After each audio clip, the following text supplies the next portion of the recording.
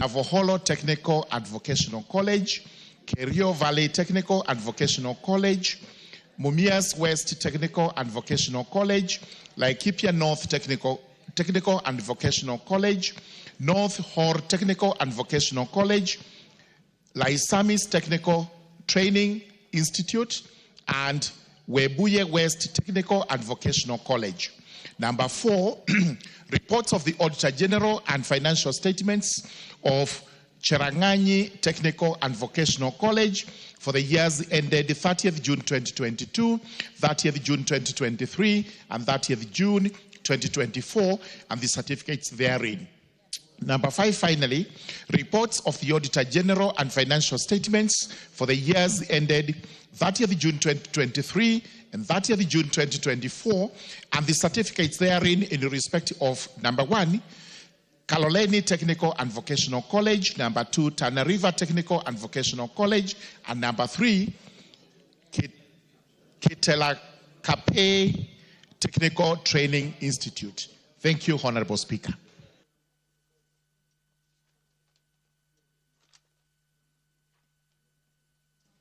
Next order.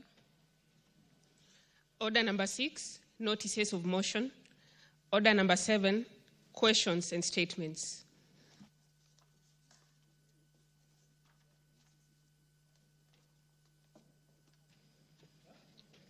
Honorable Joseph Gashoki, MP Kirinyaga Central, you have a statement or you're seeking a response by the Trade and Industry and Cooperatives Committee.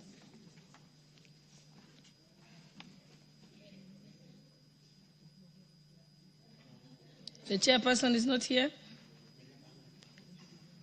Honorable Keitang, your chairperson was supposed to give a report, respond to a statement. Sorry, we are not ready with the statement. Maybe the next meeting. Okay, and then there is also the statement by Honorable Majimbo Kalasinga, member for Kapuchai.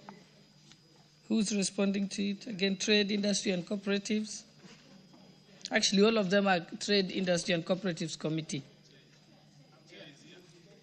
Okay, proceed. So are you ready with the first one? On the management of Shirikisho la Wanawake Savings and Credit Cooperative Society? Yes, I am. Okay, proceed.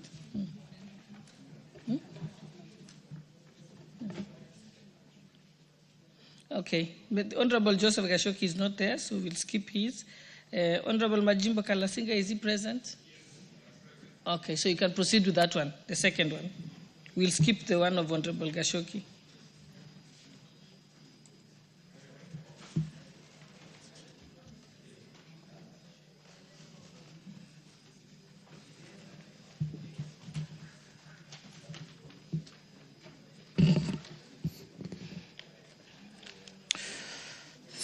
Thank you, Honorable Speaker.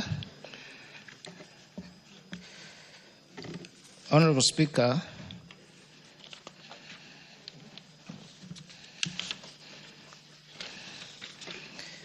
I thank you for this opportunity to respond to a request of a statement by Honorable Majimbo Kalasinga, MP, Member of Parliament of Kapichai constituency. Honorable Speaker,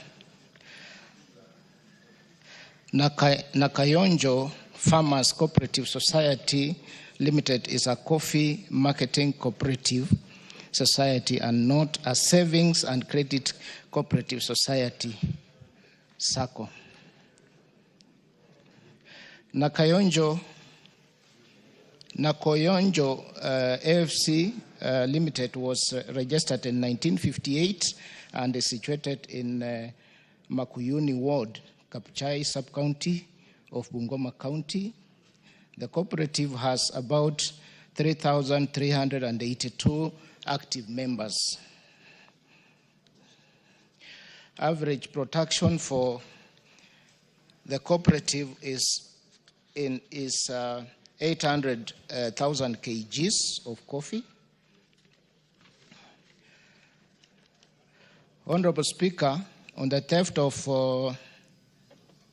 25.5 million, on 1st March 2022, Nakoyonjo Farmers Cooperative Society Limited withdrew Kenya shillings 25,500,000 from Cooperative Bank Bungoma branch.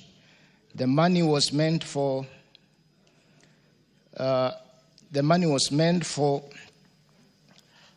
payment of coffee farmers, 2,892 for their 1,857 kgs of coffee, of which was divided 24,021,425 and salaries and wages, Kenya shillings 478,575. The money was transported to Bungoma Union's Ushirika Bank Kimilili branch, accompanied by 2 policemen and cooperative officials. On arrival at the Ushirika branch, robbers attacked them and stole the money, injuring the 2 policemen. It is noted that by then the farmers' cooperative had no digital payment system. It is also noted that the cooperative did not have a cash on transit insurance cover. The matter was taken over by investigative agencies who have not released their report to date.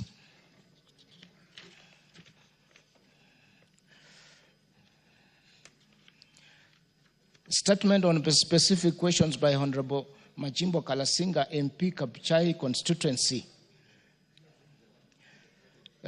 He wanted a report on the guidelines on large withdrawals and financial security measures for SACCOs and the reasons why the management of Nakoyonjo Sacco Society withdrew Kenya shillings 25 million in cash at once instead of using electronic funds transfer or withdrawing the money in cash in small amounts for security reasons.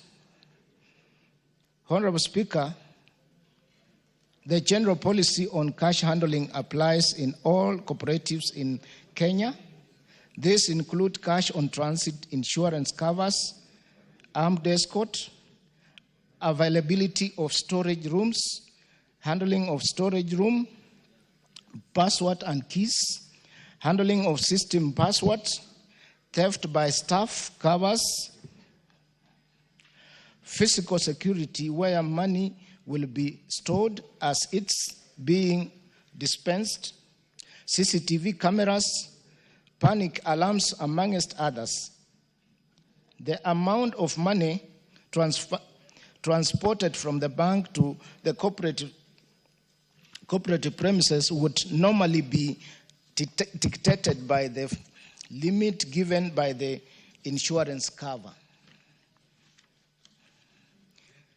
In this case, no insurance cover was in place, and therefore officials were negligent in the way they handled this matter. The second question, the honorable member wants to know circumstances surrounding the theft of Kenya shillings 25 million at the entrance of Ushirika Bank, the status of investigations into the incident and steps being taken to recover the stolen funds and to hold the culprits accountable. Honorable Speaker, the circumstances surrounding the theft of Kenya shillings 25 million will be established once the Directorate of Criminal Investigation releases its report. Thirdly, the honorable member wants clarification on whether cooperative societies are required to have insurance cover against theft, fraud, and other financial risks whether Nakoyonjo Sacco Society was insured and that the stolen funds be indemnified.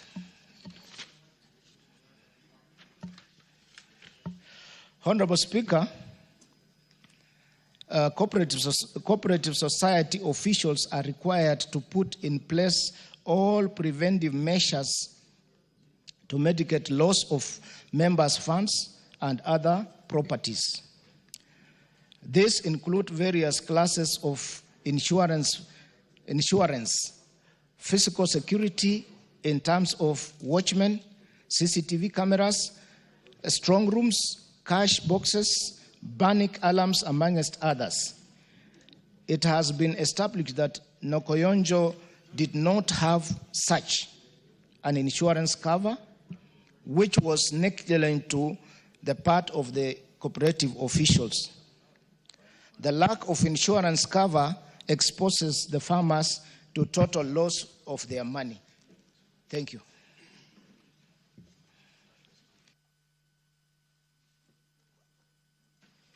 You have another statement also to respond to. Is Honorable Mary Maingi present? Okay, she's not present, so we'll skip that. Right, you can move to the next order. Yes? You want to respond? Okay. Thank you, Madam Speaker. Madam Speaker, I have diligently listened to the chair giving us the report of 25 million shillings stolen, Madam Speaker, from the poor farmers of Nakoyonjo Coffee Factory. And Madam Speaker, the question is totally unsatisfactory. The statement, unsatisfactory. Because, Madam Speaker, 25 million shillings were not stolen from the farmers of Nakoyonjo. The Ushirika Bank, Madam Speaker, withdrew that money without police. They are lying. Madam Speaker, they carried the money to their office, not the farmers. From Bungoma Co Bank to Kimilili Ushirika Bank, their office. Reaching their office, Madam Speaker, as they put the money on the floor, the robbers come in and take the money. Madam Speaker, that is the case. Now, when they carried the money from the floor, no one was injured, Madam Speaker. 25 million. Madam Speaker, that huge amount of money, 25 million, is not worth to use 2 officers. You are not using any vehicle, a private vehicle, Madam Speaker. Finally, Madam Speaker, I want to plead with you. Madam Speaker, that the question says, up to now, the DCI, that is statement number 2, Mr. Speaker, the answer from the that the DCI have not reported, have not given a report up to now. Madam Speaker, in 2022, that was 1st of March 2022. The year 2022, Madam Speaker, we had 307 days. 2023, Madam Speaker, 365 days. 2024, 366 days, Madam Speaker. And this year, Madam Speaker, 2025, 165 days. A total of 1,203 days. No response from the DCI. Madam Speaker, up to now, if there is no response from the DCI, I would humbly ask you to use your discretion on this House, Madam Speaker, to ask the DCI to release the report on this investigation. They are quiet, Madam Speaker.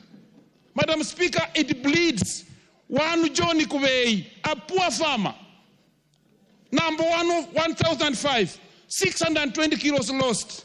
Jackson Naibei, a farmer with a peasant, number 350, 870 kilos lost. Madam Speaker, Evelyn Nasimiyu, 2244, 825 kilos. These are poor farmers. The farmers we need to, who are at the bottom of the pyramid, to be lifted. Madam Chair, the chairman has given an answer, very unsatisfactory. And finally, the last page, Madam Speaker, where they say Nakoyonjo had some negligence. Mr. Speaker, Madam Speaker, Nakoyonjo is a coffee factory. The custody of the money was not them. They did not need to have CCTV in Nakoyonjo factory to work in Kimilili. It is unacceptable, Madam Speaker. I don't agree with this. Madam Speaker, this thing is nonsense. They must go back and bring us a right report for the people of Nakoyonjo, Madam Speaker. Thank you, Madam. I think, Honorable Chairperson, you might have to summon the DCI to your committee. Madam Speaker, I don't know whether this, first of all, is parliamentary to say the report is nonsense. And number two, I want to agree with the member that the report from the DCI has delayed so much. It's unfair. It should have been here. It should have been given a long time ago. It's unfair to the farmers. Madam Speaker, I'll indulge you that you direct that the DCI appears before the committee, and I would like the member, when the DCI appears, to come also, so that we interrogate the DCI to why this report has taken too long. Yeah, that's why I've directed that your committee should summon the DCI. Thank you. Yes, Honorable Owino. Madam Speaker, this is a house of traditions. Madam Speaker, it's hijacked by...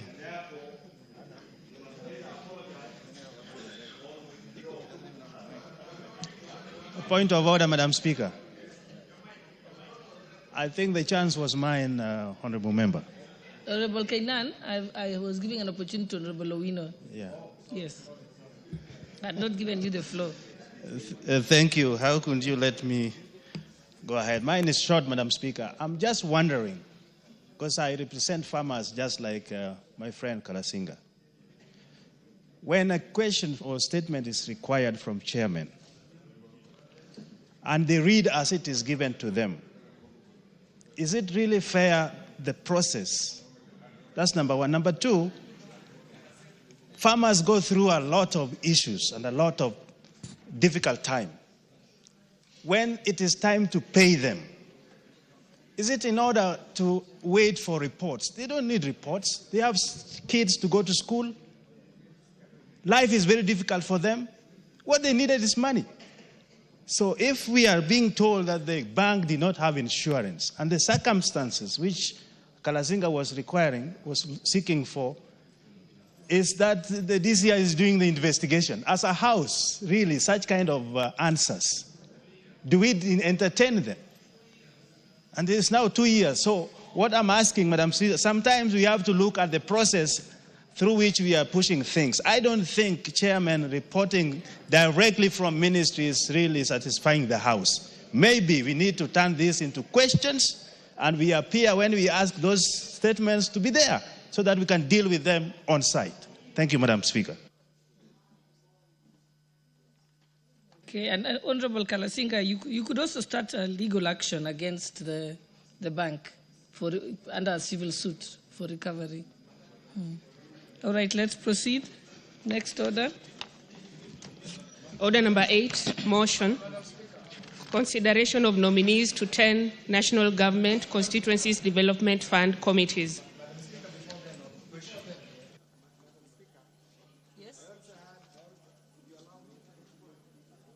We know we've already finished that topic.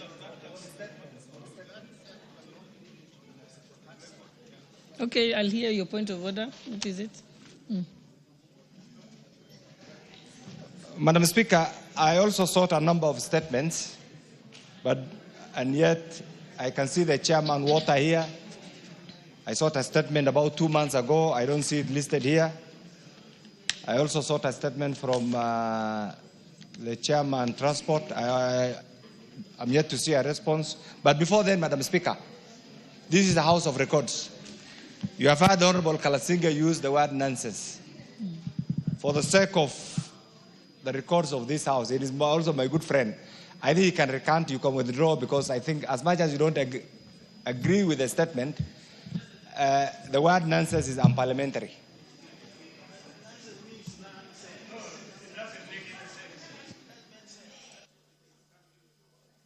Yes, Honorable Kalasinga. Thank you, Madam Speaker. Madam Speaker, the Michael West Dictionary of the word, something that does not make sense, Madam Speaker, is called nonsense. So, Madam Speaker, I meant that this report does not make sense to the people of Nakoyonjo. So when it doesn't make sense, Madam Speaker, it's nonsense.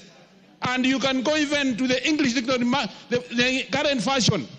The word that does something that does not make sense or real sense is called nonsense. So it is or no sense, Madam Speaker. So I'm not willing to apologize because this report does not make sense to the people of Nakoyonjo Coal Factory, Madam Speaker. Okay, let's close that debate. Let's move to the next order.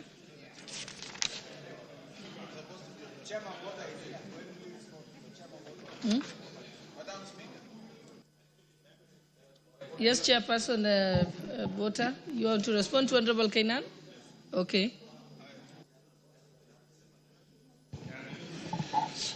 Madam Speaker, I'd followed the question from the Honorable Kainan last week, and Madam Speaker, there is a water conference which is ongoing in Mombasa now, and I spoke with the CS Water, who is also there, Madam Speaker, and I want to promise the Honorable Member that probably next week, if he will still be around, if he will not be broken for recess, I will bring an answer. You know, Honorable Kangogba, even if the minister is at a conference, he's not the one who does the reports. He has officers and technical officers in his office who can do that. So that can't be an excuse. All right, let's proceed. You're on order number 8. Okay, so we go to NGCDF Chairperson. Proceed, Honorable Sigma. Madam Speaker, I wish to move that pursuant to the provision of Section 43(4) of the National Government Constituency Development Fund Act Cap 414A and paragraph 5, 2 and 10 of National Government Constituency Development Fund Regulation, this House approves the list of nominees for appointment to the following 10 constituencies Committee of the National Government Constituency Development Fund laid on the table of the House on the 24th June 2025. Mr. Speaker, Balambala constituency, Bomet Central constituency, Isiolo North constituency, Kisumu East constituency, Laisamis constituency, Makueni constituency, Madare constituency, Sabatia constituency, Saku constituency, and Bamachoge constituency. Madam Speaker, I want to confirm that already with these numbers of 10 which have been put in play, which I'm moving today, gives us a total of 288 constituencies which have been presented and approved by this House. Of course, the 10 which have not yet been approved as yet, but 231 constituencies have been gazetted by the Attorney General, Madam Speaker. Also, I want to urge the Member of Parliament for Kuria West and Isiolo South to bring those names so that we complete the list of all the CDFCs in the various constituencies. Madam Speaker, this is a very important part of the CDF Act, where the CDFC do act based on their gazettement. They cannot act in any way apart from being gazetted. Otherwise, they are illegal entities as they are. Madam Speaker, I beg to move and ask Honorable Kasim Tandaza to second. Thank you, Madam Speaker. As read by our chairman, the committees are the ones who run the NGCDF kitty, contrary to what most people believe, that it is the members of parliament who run this. This is as per the Act and as the necessary regulations. It is therefore important that the committees are in place, given that the previous committee's mandate expired. We've had interesting situations in some constituencies where, knowing that the former members are not going to be renewed, then they start sabotaging the activities of the NGCDF in terms of issues of bursaries and projects, and some even tend to do illegal withdrawals and transactions, knowing that they will soon not be in the office. For that matter, it is so important that we have these committees in place, and I therefore second. Thank you, Honorable Speaker. What is your point of order? Thank you, Madam Speaker. I am seeking a clarification from the chair which Bomachoge constituency he was referring to, because he just said Bomachoge.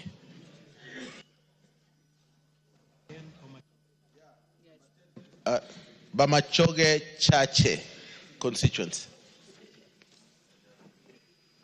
Honorable members, I propose the question that pursuant to the provisions of Section 43(4) of the National Government Constituencies Development Fund Act, Cap 114A, and paragraphs 5, 2, and 10 of the National Government Constituencies Development Fund Regulations, this House approves the list of nominees for appointment to the following 10 constituency committees of the National Government Constituency Development Fund, laid on the table of this House on Tuesday, 24th June, 2025.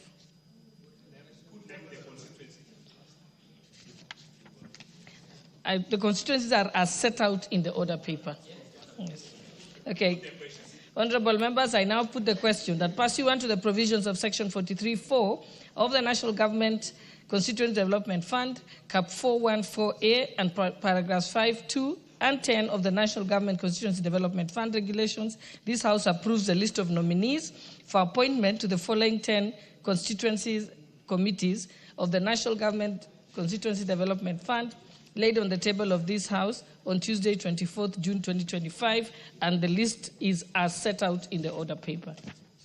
Will as many as of that opinion say aye? Aye. Will as many as of the contrary opinion say nay? The ayes have it.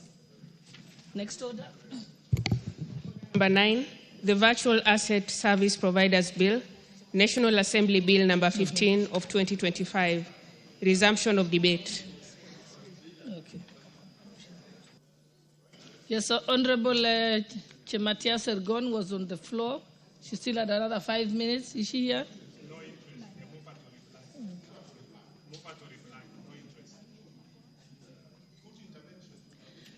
You know, Honorable Pukose, you're getting into the habit of when I'm conducting the House from here, you're busy. Yeah, yes, no, you've been doing that. You did that yesterday. Yes. So what you do, just be quiet unless I give you the floor. Yes. Yeah. Any members who want to contribute to this can put the intervention button. Press the intervention button. I can see Honorable Sir George Murugara. Did you want to respond to this? Honorable Murugara, did you want to respond to say anything? Okay. I see nobody on the intervention button. Yeah, so I'll allow the mover to reply. She was just here. Let's see.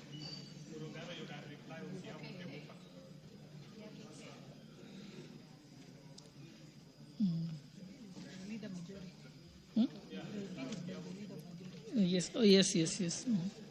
Honorable Murugara, you may reply on behalf of the Leader of Majority. Yes. Thank you very much, Honorable Speaker. Honorable Speaker, I wish to thank every member who made a contribution to this bill, the Virtual Asset Service Provider Bill, which is in the respect of service providers when it comes to virtual assets, and we all know what virtual assets are in modern day economy. The debate was lively.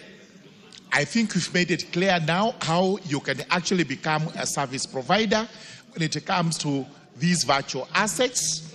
This is a law that is going to be very helpful when it comes to matters dealing with virtual assets in the country. just like the rest of the world, Kenya must move forward and recognize the fact that there is a lot to be done when it comes to virtual assets. With those remarks, Honorable Speaker, I beg to reply.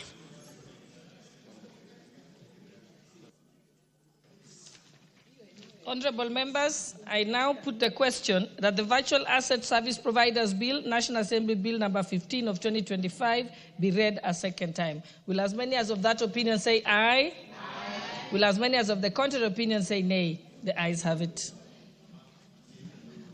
A bill for an act of parliament to provide for the legal framework to license and regulate the activities of virtual asset service providers and for connected purposes. Order number 10, motion, ratification of the agreement establishing the European Bank for Reconstruction and Development.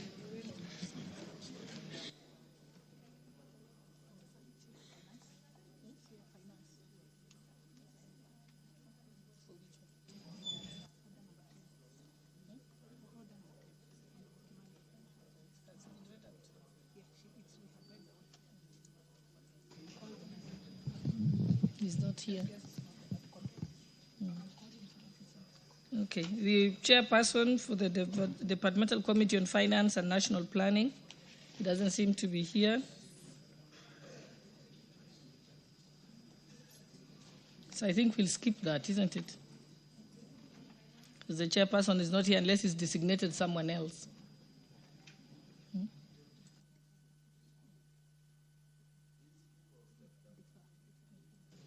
Okay, we shall defer it, and then let's move to the next order, please. Order number 11, the Constitution of Kenya Amendment Bill, National Assembly Bill number 4 of 2025, second reading. The mover of the bill. Who's the mover of the bill? Okay, you may proceed, Honorable Omolo.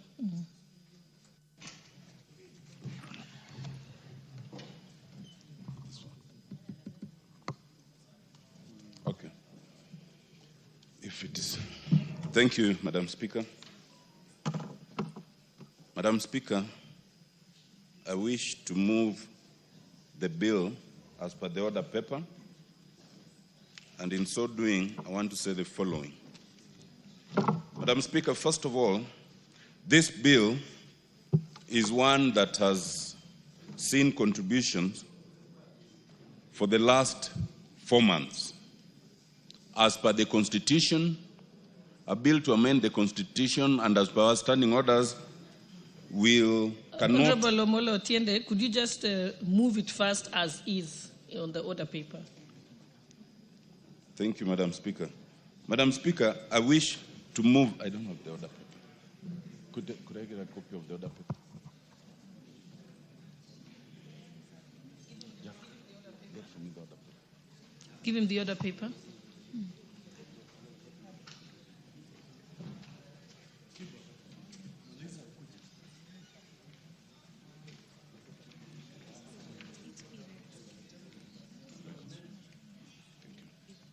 Thank you, Madam Speaker. Madam Speaker, I wish to move that the Constitution of Kenya Amendment Bill, National Assembly Bill number 4 of 2025, be read a second time.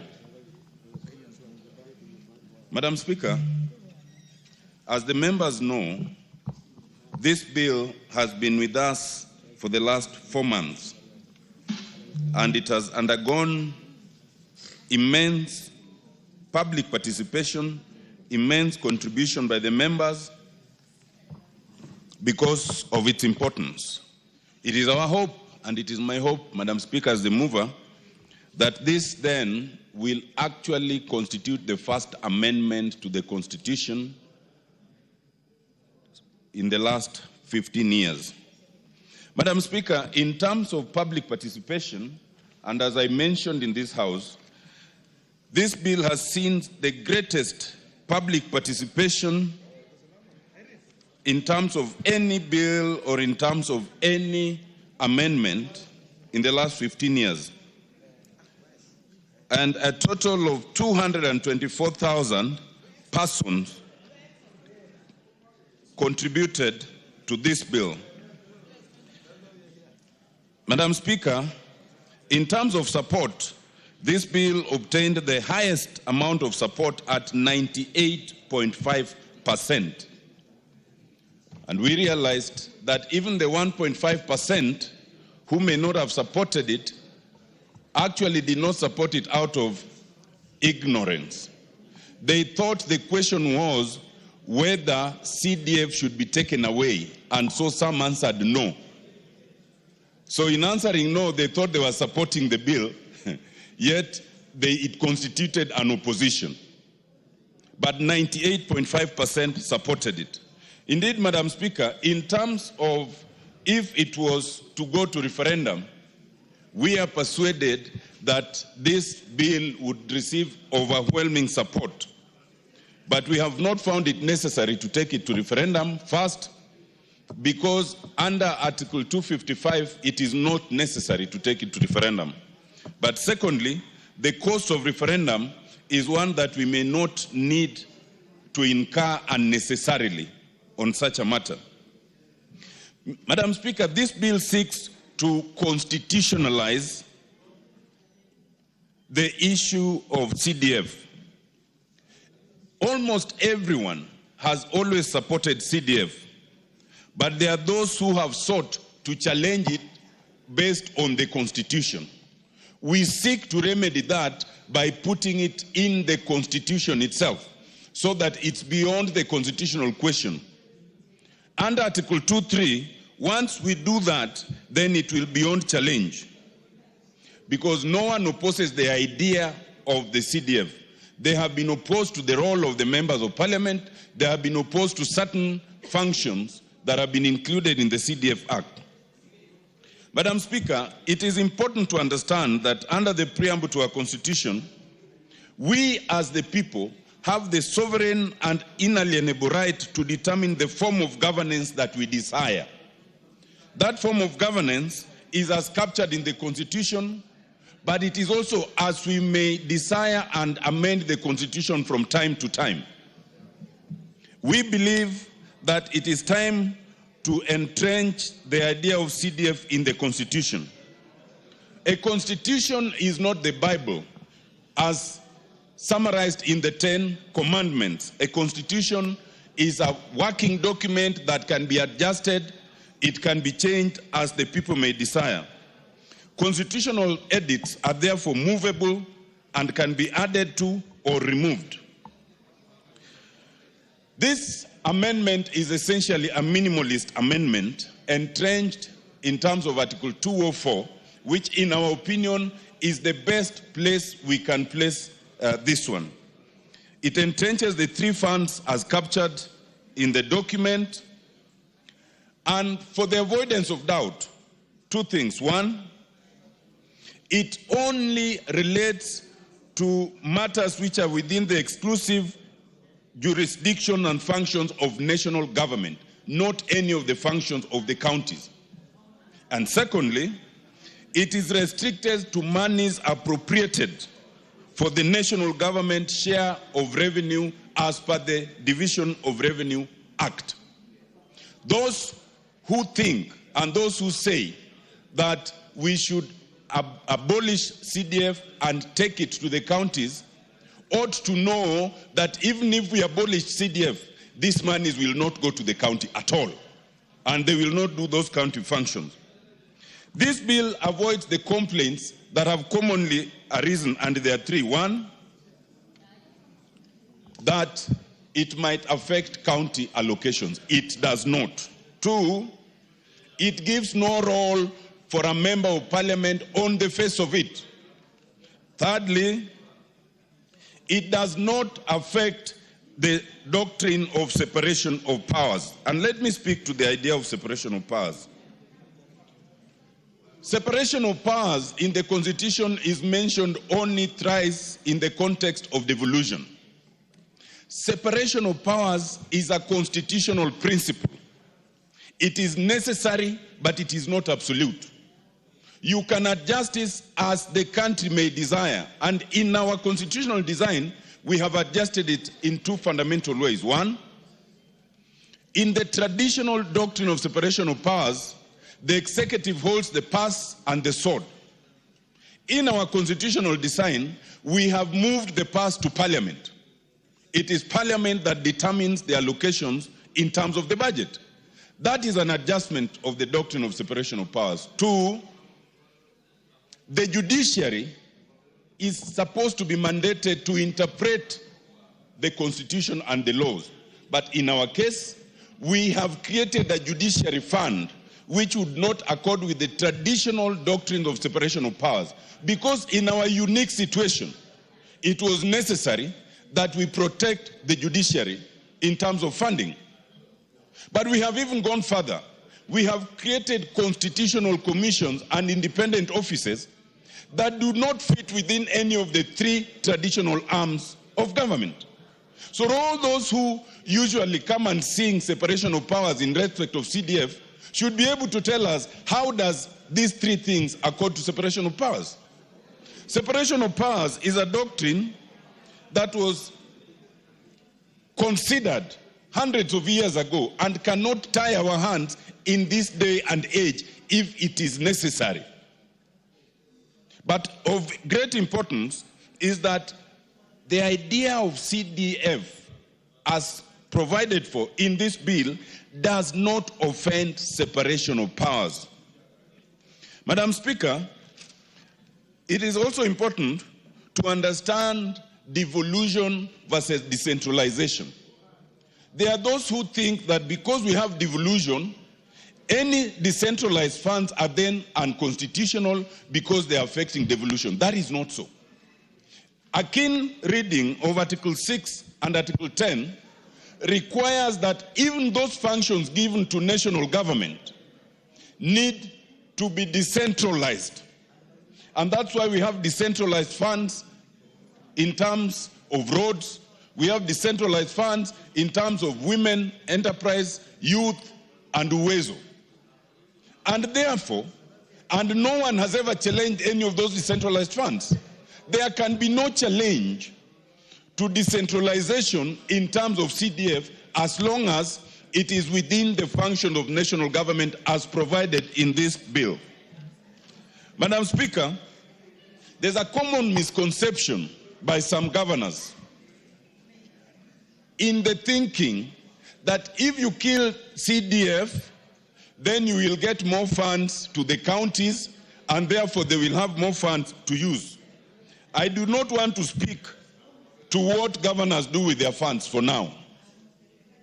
But I want them to understand that even if you did not have CDF, these funds will not go to counties. They will remain at the national government level.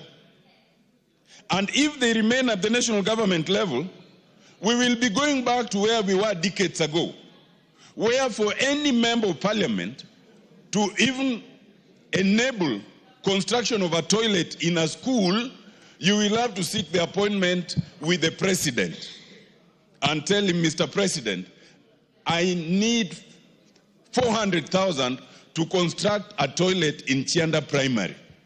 For all the members of parliament who are here, that will not be possible.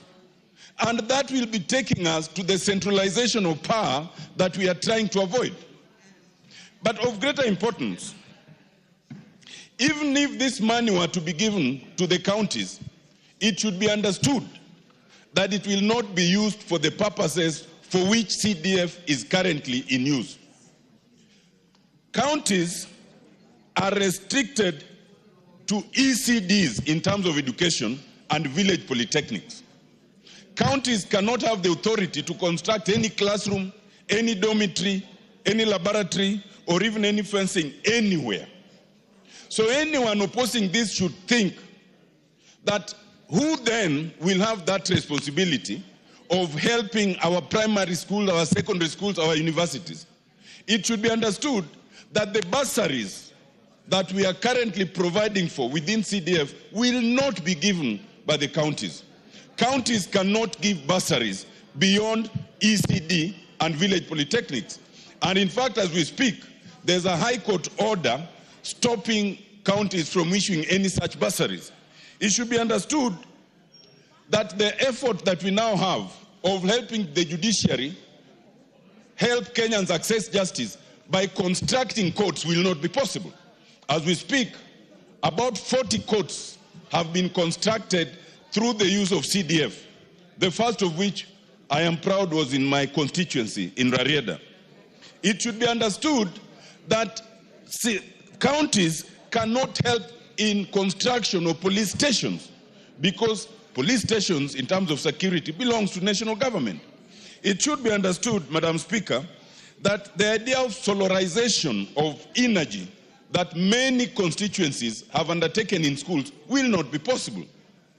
In terms of fishing, and because I come from a fishing community where we even provide for speedboats and all through the committee, that will not be possible. Madam Speaker, of importance, the history of this bill is that it is founded on the National Dialogue Committee.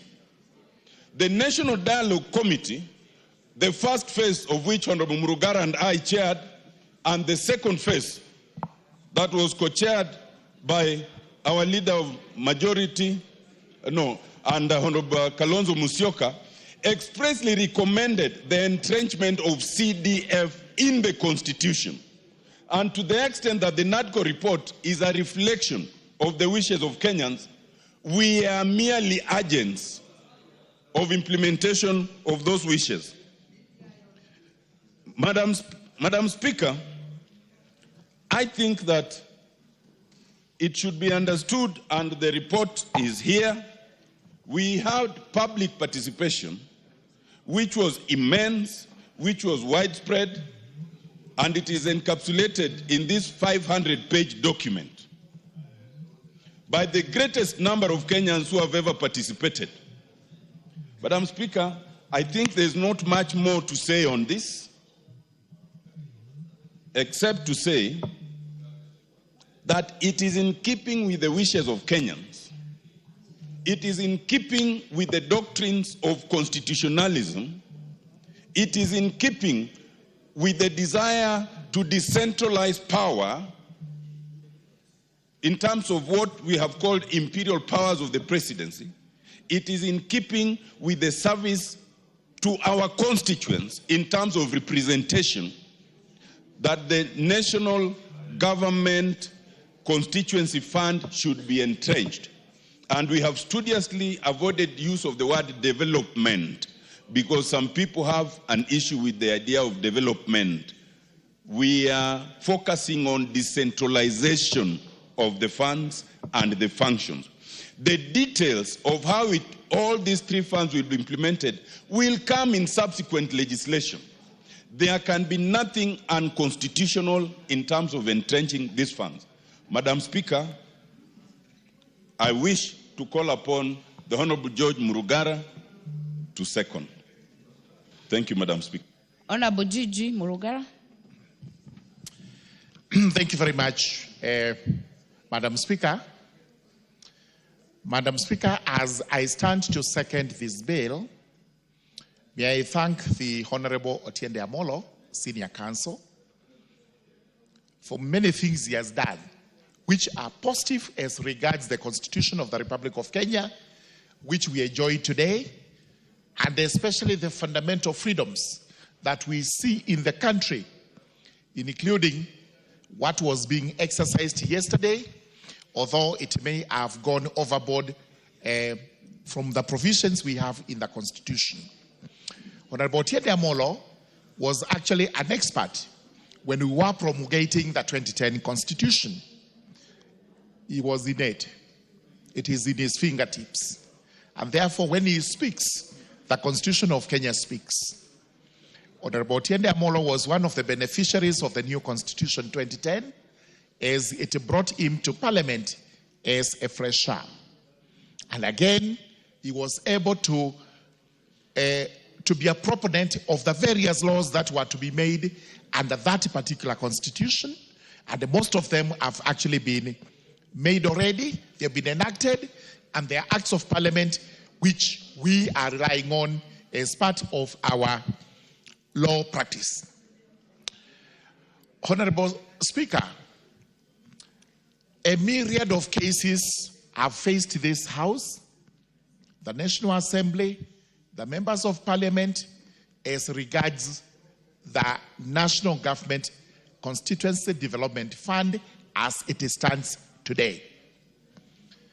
We know very well some of those cases are by the detractors of the people and against the will of the people of Kenya.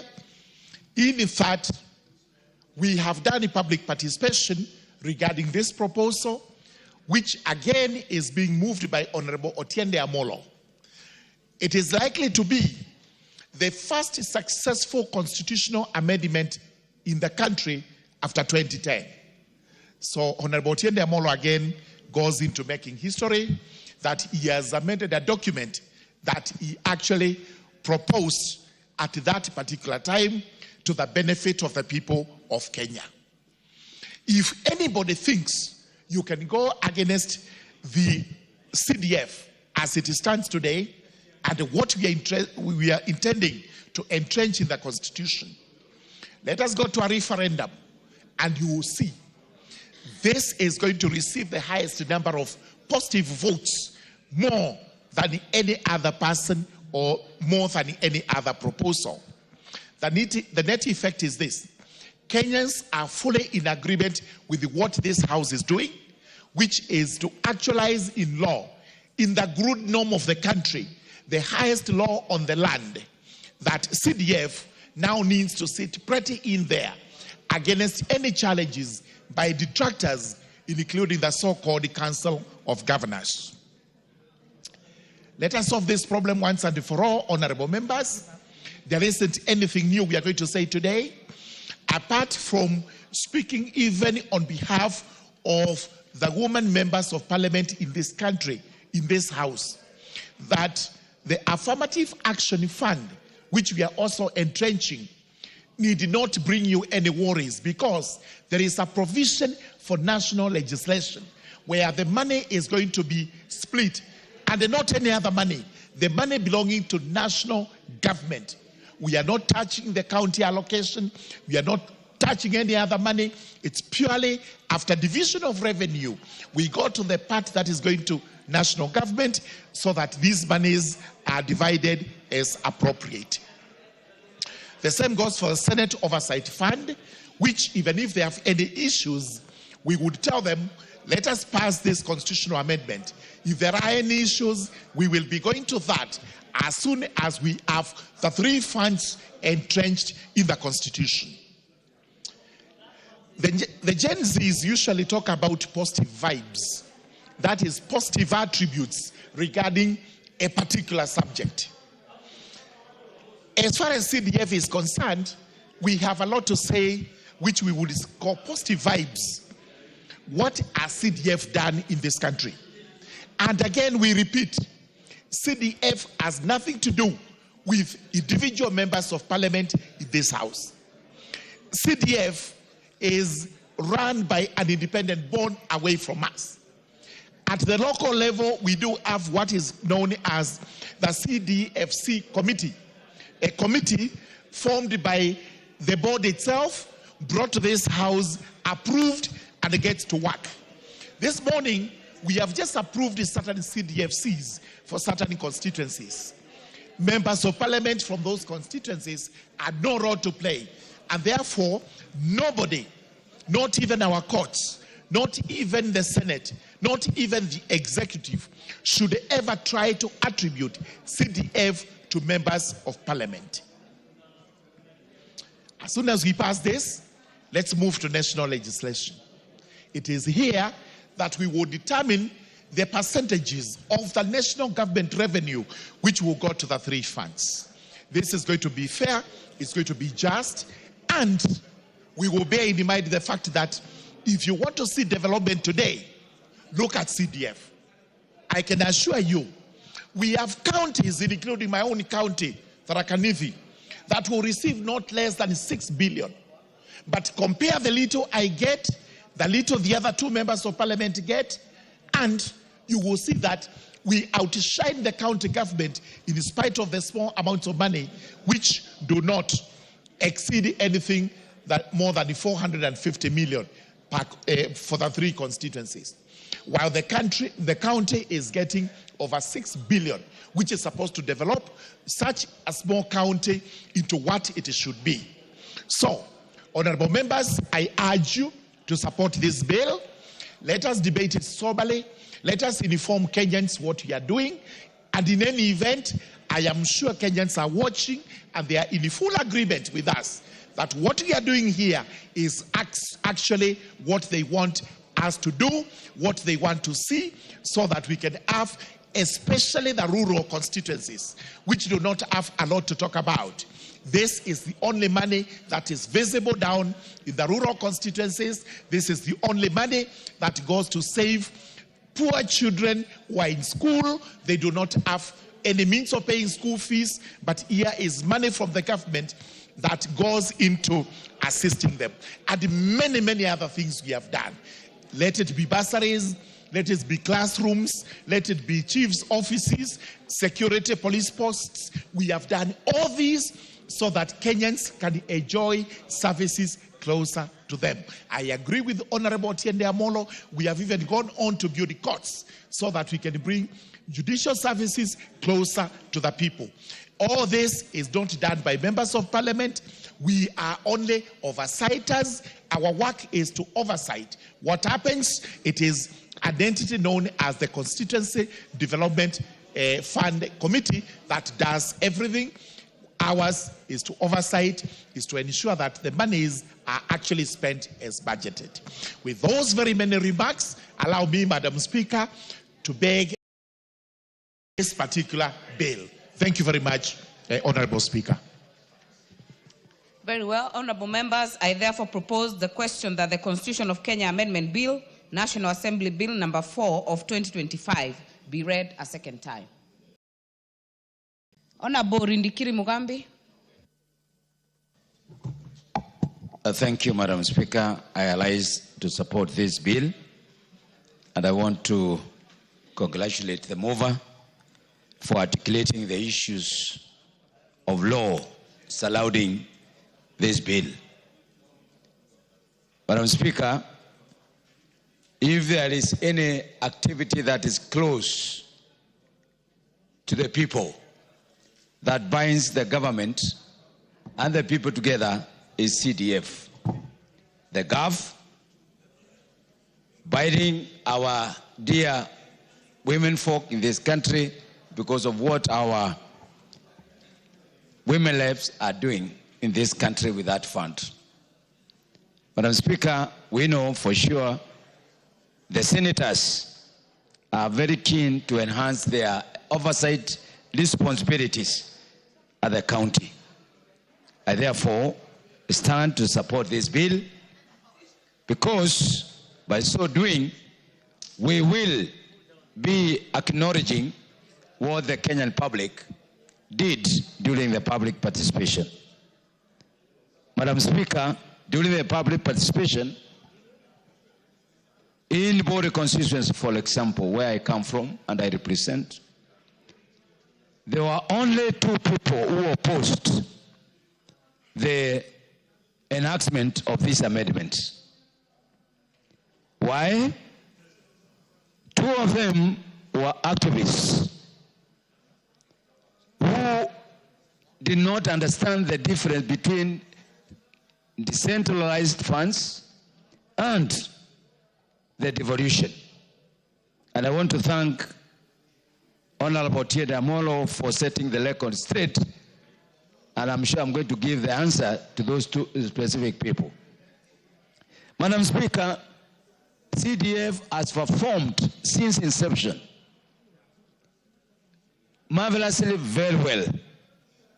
Madam Speaker, we are beneficiaries of the CDF in this House as members of Parliament.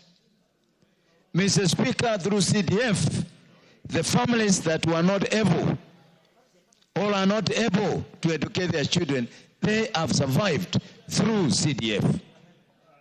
Madam Speaker, this is the best managed fund, as far as I understand, Madam Speaker, CDF is run by a committee, and each project is run by a project management committee, who are representatives of the people. So the members of parliament are not there. We only go to oversight. But we are also members of the public in our own light. And therefore, we are very keen to see that it becomes successful. Madam Speaker, the Public Works is always investigating how these projects are being implemented, whether they are quality projects or not. Madam Speaker, this is the fund that is audited by two arms, internally and also externally. And these reports are brought to this out, Madam Speaker. So this is a well-structured fund, and Kenyans are saying, please, let's enact it in the Constitution so that they are sure, because any other money they are not very sure of. Kenyans are very sure of GAF, they are very sure of National CDF. And just like the mover has said, we are not using the devolved funds. This money is being appropriated here, and is being monitored from here, and is being evaluated from here. So, Madam Speaker, it is very long for anybody to oppose the amendment, because if we drop this for whatever reason, which I don't think whether it is going to be dropped, is going to pass anonymously, we are giving Kenyans an opportunity to enjoy the national government services. And that's the bottom line, in whatever we do, in whatever we say. The people of Bole are very clear. They have sent me with a message that even if it is a referendum, they will participate and they will pass the bill, the amendments. And I want to believe the other members equally have been sent with the same message.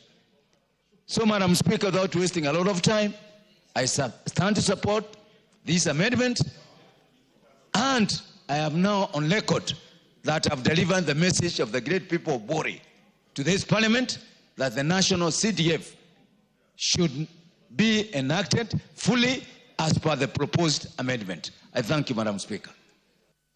Honorable Adan Kainan, member for Eldas. Thank you, Madam Speaker. Madam Speaker, from the onset, allow me to thank the Honorable Engineer Muriuki Karue, the father of CDF, for having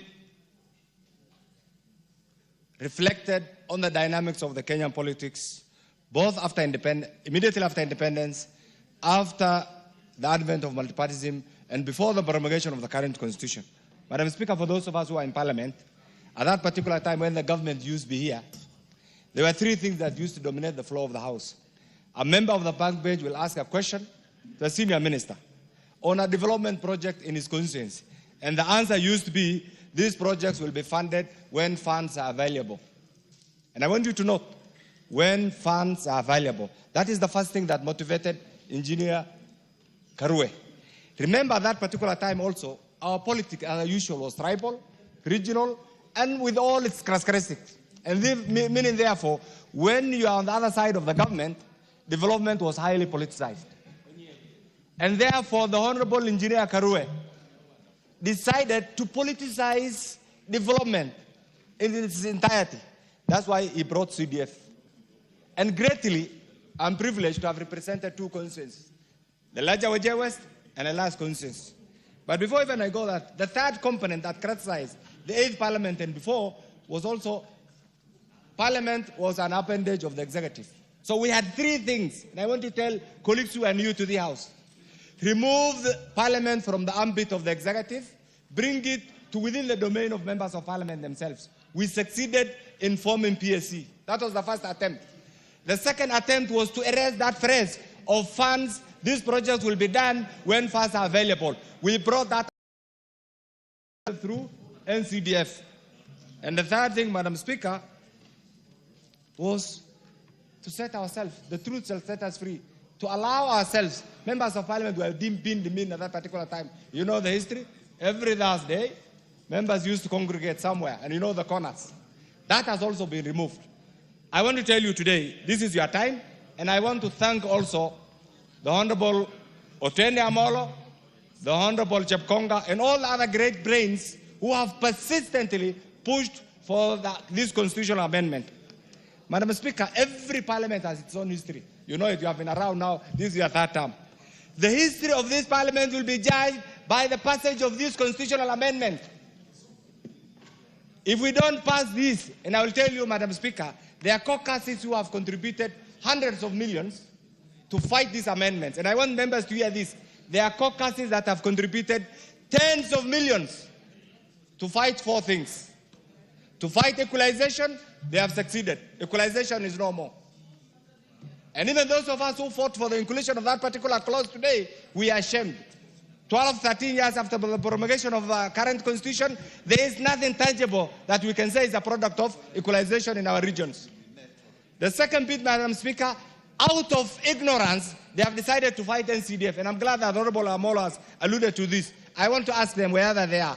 NCDF is not going to get even a fraction of the devolved funds. It's going to get, the allocation is already provided, the formula is already provided for. The third thing that they have done, they are against the empowerment of our county MPs, the NGAF. What is more important than empowering our county MPs? They represent consensus, and the framers of the current constitution were not fools to have special seats for our ladies. Those who are fighting the enactment of this are, remember, they are fighting the majority of the Kenyan voters who are the women. The third thing, Madam Speaker, is to create an illegal niche for one of the houses. That doesn't, it will only come. I am a fervent supporter of the Senate. But we must also support and believe in the constitutional role of each of the houses. We shall not allow anybody to demean the role of the National Assembly, just like we will not allow anybody to demean the role of the Senate. That is constitutionally enshrined. Madam Speaker, the other bit that we must also understand is why did we move, in the governance history of this country, we have had different stages of attempting to decentralize development. When you decentralize development, Madam Speaker, there are a number of things that come to the fore. One, we have political decentralization. We also have administrative decentralization. We have the DOs and this. In the politics, we also have the counties. But we have economic decentralization, Madam Speaker. And this is one area that also CDF also comes in. And what is the essence of this, Madam Speaker? Is to do away with something called disintermediation. Meaning, therefore, the different layers, and you can see the level of corruption, the level of incompetence, the level of bureaucracies, to remove that intermediation, Mr. Speaker, so that the CDF funds go direct from the national coffers to the constituency. And that spurs development, that brings about equity, that brings about development. And I want to ask you members, can you imagine, just reflect on your constituency, and I will tell you this. I was a young member of parliament when I was first elected, on an opposition ticket during the Kanu time. My constituency then, Wajir West, didn't have even a single secondary school, Madam Speaker. It took me almost a year through Harambes to come up with a first secondary school. But since then, you can see it's obvious. Through CDF, you get the same development. I want to ask you, and I want this to go also on record, those members of the current National Assembly who will not be available for the passage of this constitutional bill, as the father of this house, I shall take the trouble of naming you and shaming you as people who are not pro their constituency development. We want you to cancel all your assignments wherever you are. Come and vote for this critical motion that will continue to empower the local people. Madam Speaker, I want to say this. CDF or NCDF remains the most popular development agenda in our country. And that has clearly been demonstrated by the public participation. Who is anybody else to fight NCDF? It is our time now, as the Honorable Omolo has rightly put it, to put this in perspective so that these obvious litigants, Madam Speaker, and it's their right to go to court, will also appreciate that the legislative powers of the people of Kenya rest with Parliament, the National Assembly.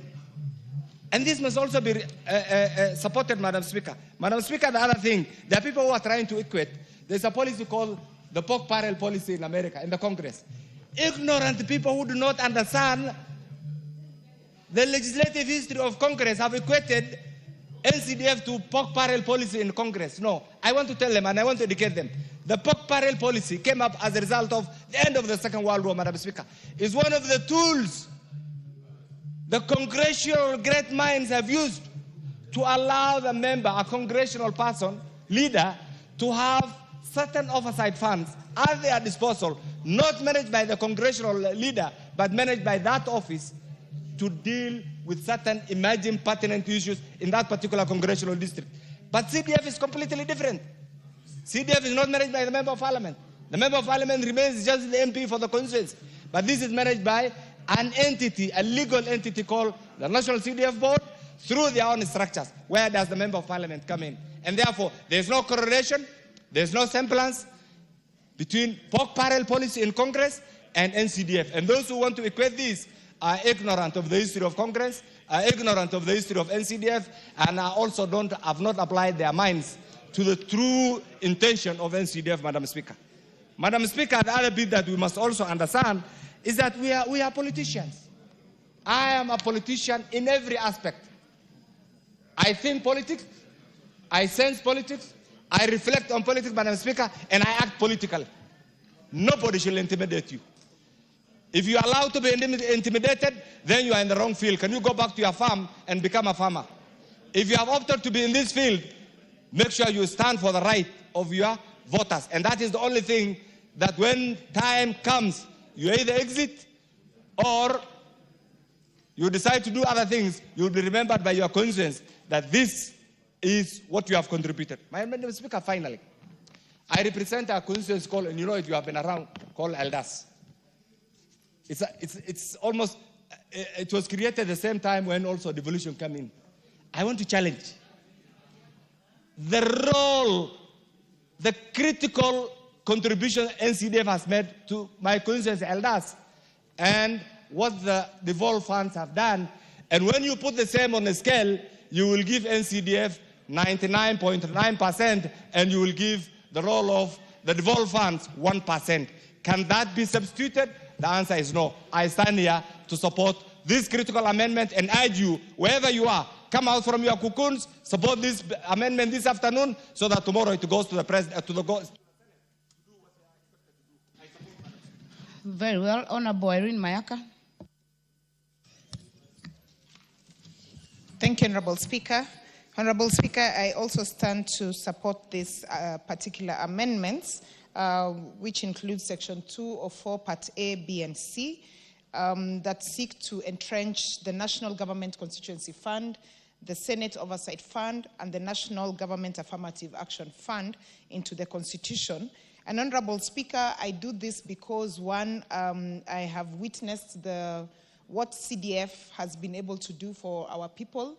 I have witnessed what CDF has been able to do even in the security space in terms of improving the police stations. And I've also seen, Honorable Speaker, what it has been able to do in terms of improving the infrastructure of our schools and also access to bursaries for our students. Honorable Speaker, I have also had the privilege of visiting some of our women representatives when they are launching and giving projects and equipment to support women, to support persons with disability, to support the old people, and even to support the youth. And therefore, Honorable Speaker, this is one very important entrenchment into our Constitution that I feel that we should all support. And if we saw what happened with the public participation and even the report from the committee, it received a lot of overwhelming support from the people of this country. Honorable Speaker, CDF projects are some of the projects that are very visible, over and above any other project. Not even the county government projects have been able to have this a similar visibility as what CDF has had. And Honorable Speaker, it is very important for us to also just let the country know, because there is this assumption that CDF is money that goes into the purse of a member of parliament. That is not the case. What members of parliament do, and it is the role that we have in this constitution, is that we oversight, represent, and legislate. And when we go back to our constituencies, even I, who is a nominated member of parliament, I have a right to go and see what CDF has been able to do. And that is what the members of parliament have been able to do. They do not have direct, and this needs to come. Honorable Speaker, very important to and the on this actually appropriated from revenue as divided by the Act of Article 218,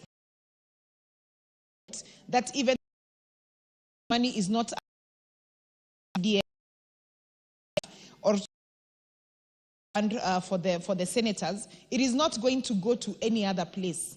This money will not help any other person. So it's very important for all of us to support that aspect again.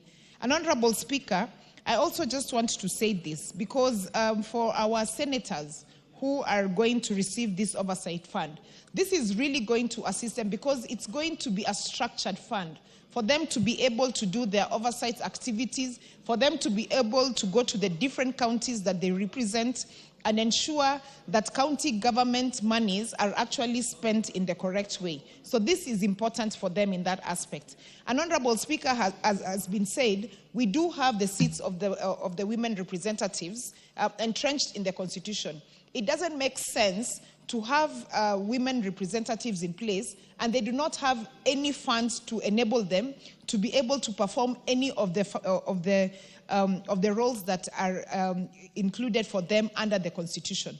Because, Honorable Speaker, these very vulnerable and affirmative action groups, I'm talking about the women, the persons with disability, and the youth, if we are not able to ensure that they do have allocations to projects that can be able to assist them, then nobody will be able to be. Honorable Speaker, just the other day we were visiting Migori County, and I saw folks were being given tents and chairs. They were being given hairdressing machines, even posho mills. You know, Honorable Speaker, these are people to generate, because we do not want to be the community. We want to be able to enable our community for themselves. We are in the right direction. May allow other colleagues to want to really country to really this in the Constitution and to fellow members as well, so that we do not have continuance and constant issues where we keep having people going to court to try and stop these very noble funds to take effect. So that we do have a seamless process where they are able to do what it is they're supposed to do. With those few remarks, Honorable Speaker, I support and I submit. Thank you. Honorable Wachira Karani. Thank you, Madam Speaker, for giving me this opportunity to contribute towards this bill, the Constitution of Kenya Amendment Bill, National Assembly Bill number 4 of 2025, by the Honorable Dr. Atiende Amoro, Senior Counsel, and Honorable Samuel Chepkonga, to entrench it in the Constitution. I want to start by saying I support wholly and thank them for thinking of this noble idea. Where I come from, Madam Speaker, in Laikipia, in the past we used to be attacked by bandits from our neighbors, so much that the area people were even contemplating moving out of the place. But through CDF, NGCDF, the transformation that has been done, police posts, police stations have been built. In the past, we used to have our chiefs working from their homes. They didn't have offices. Since CDF came, a lot of transformation has been done, and we are very, very, very grateful. Our chiefs and assistant chiefs are now operating in a very, very hygienic environment. And the place has become very, very habitable. On the side of education, there is a lot of transformation in education. Madam Speaker, right now the CDF Laikipia West is sponsoring 492 students across the constituency in day schools who never used to go to school. We go visit villages. We are presented by the villagers a case of a child who has been in home since the exam results were out and was admitted to secondary school, but the child cannot join the school because they do not have money. The CDF has helped such students, and they are now in school, and we are very, very happy. On infrastructure, Madam Speaker, there is a lot of transformation in our constituency, and I believe it is across the country. When we went for public participation, there was a very, very big turnout in my constituency. And the big turnout is because people are happy on what the CDF has been doing, and I'm very, very, very grateful. Madam Speaker, on the other fund, the Senate Oversight Fund, I want to say in our counties, the counties have been receiving a lot of money. But then the senators who are supposed to oversight them have been having constraints. Like in my county, it's a very vast county. It has 3 constituencies, but it's very vast. To move from one corner to the other to inspect the projects that are being implemented by the county government is a big, big deal. So with this oversight, it will enable the senator for Laikipia, and indeed all the other senators, to travel across their counties and oversight the fund. Without those few remarks, I support. Madam. Majority Whip. Thank you very much, Honorable Speaker. Honorable Speaker, also rise to support this bill by the Honorable Chepkonga and the Honorable Dr. Otienda Molo on the constitutional amendment bill that seeks to entrench the NGCDF and GAF and also the Senate Oversight Fund in the Constitution. Honorable Speaker, this country has come of age.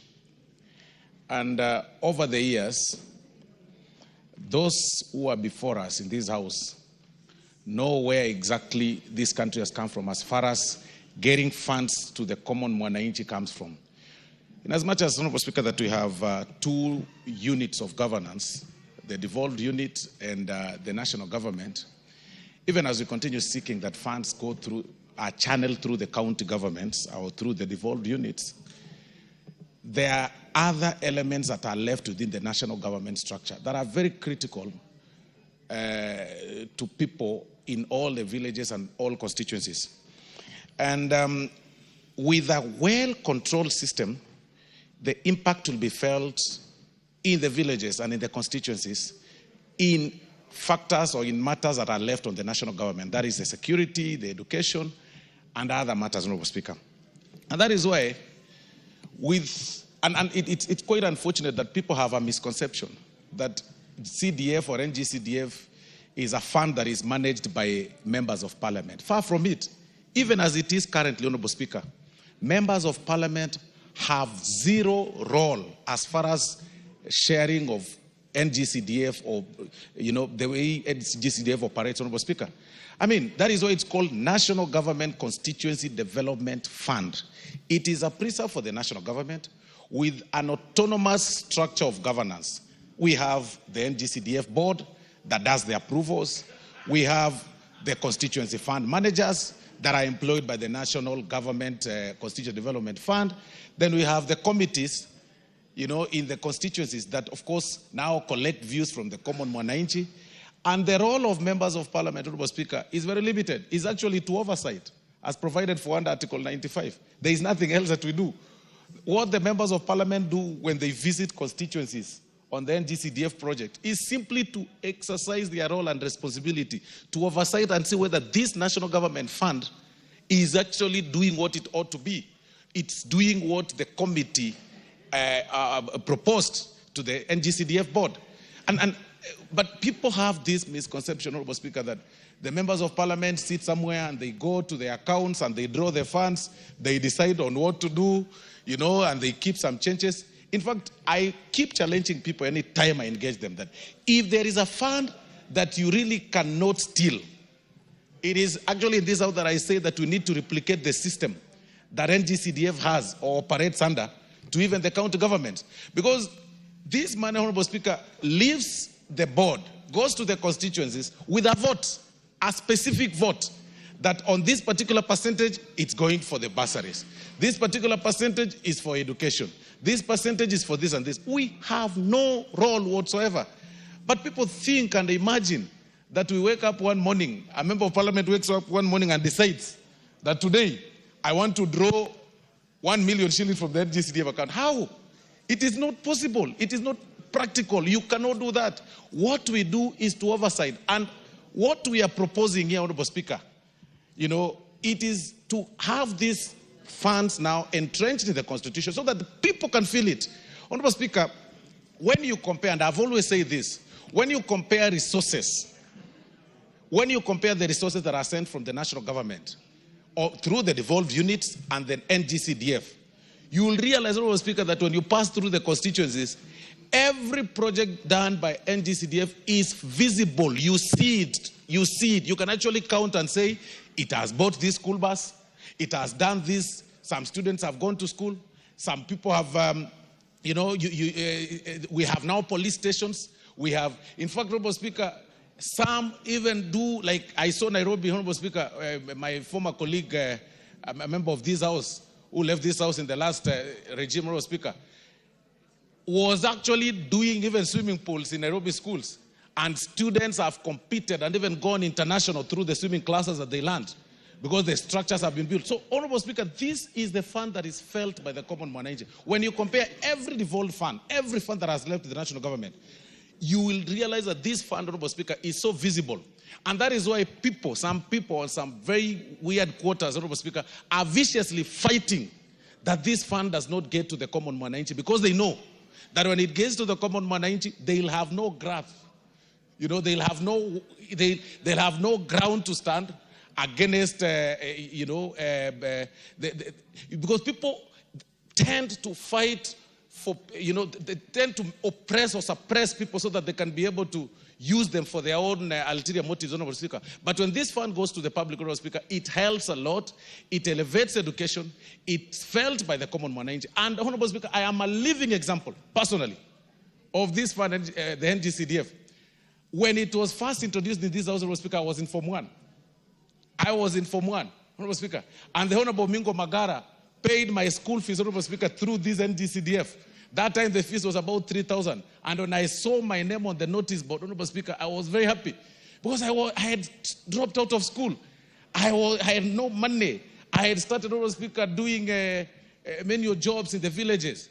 I had nowhere to sleep. I had nowhere to spend. So I really wanted to be in boarding school, Honorable Speaker, because there was no place I could live and, so that because I had nobody to cook for me. I had nobody to live with. And the Honorable Mingo Magara, Honorable Speaker, that time as a member of parliament, then it was not under the NGCDF board. It was quite a bit direct. Paid my school fees, Honorable Speaker, through this fund, NGCDF. Although it has, over the years, it has, been repealed now to what it is today. This is the time that this house needs to stand firm and support this particular bill so that this fund is felt, Honorable Speaker, in the Constitution. Then there is also the NGAF fund, Honorable Speaker. Honorable Speaker, women play a critical role in the societies. When you move around the counties, Honorable Speaker, you will actually see in get a meager at about 6 million per county, or 8 per constituency, 42 million per county, or 50 or 60 million. You will see, we've seen water tanks, we've seen bursaries. They try to balance these resources and exploit them properly, and it's felt, it's quite visible.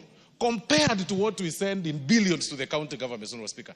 If there is a fund, again, that we must support, that it should be raised even higher, it is the NGAF fund, even as we entrench it in the Constitution. So that you see it, it's practical. Also because we have water challenges all over in the country. You know, we are not able to tap on natural, water that through the rains. But these ladies, the ladies that patronize these amounts, Mr. Speaker, have been able to give tanks across the schools.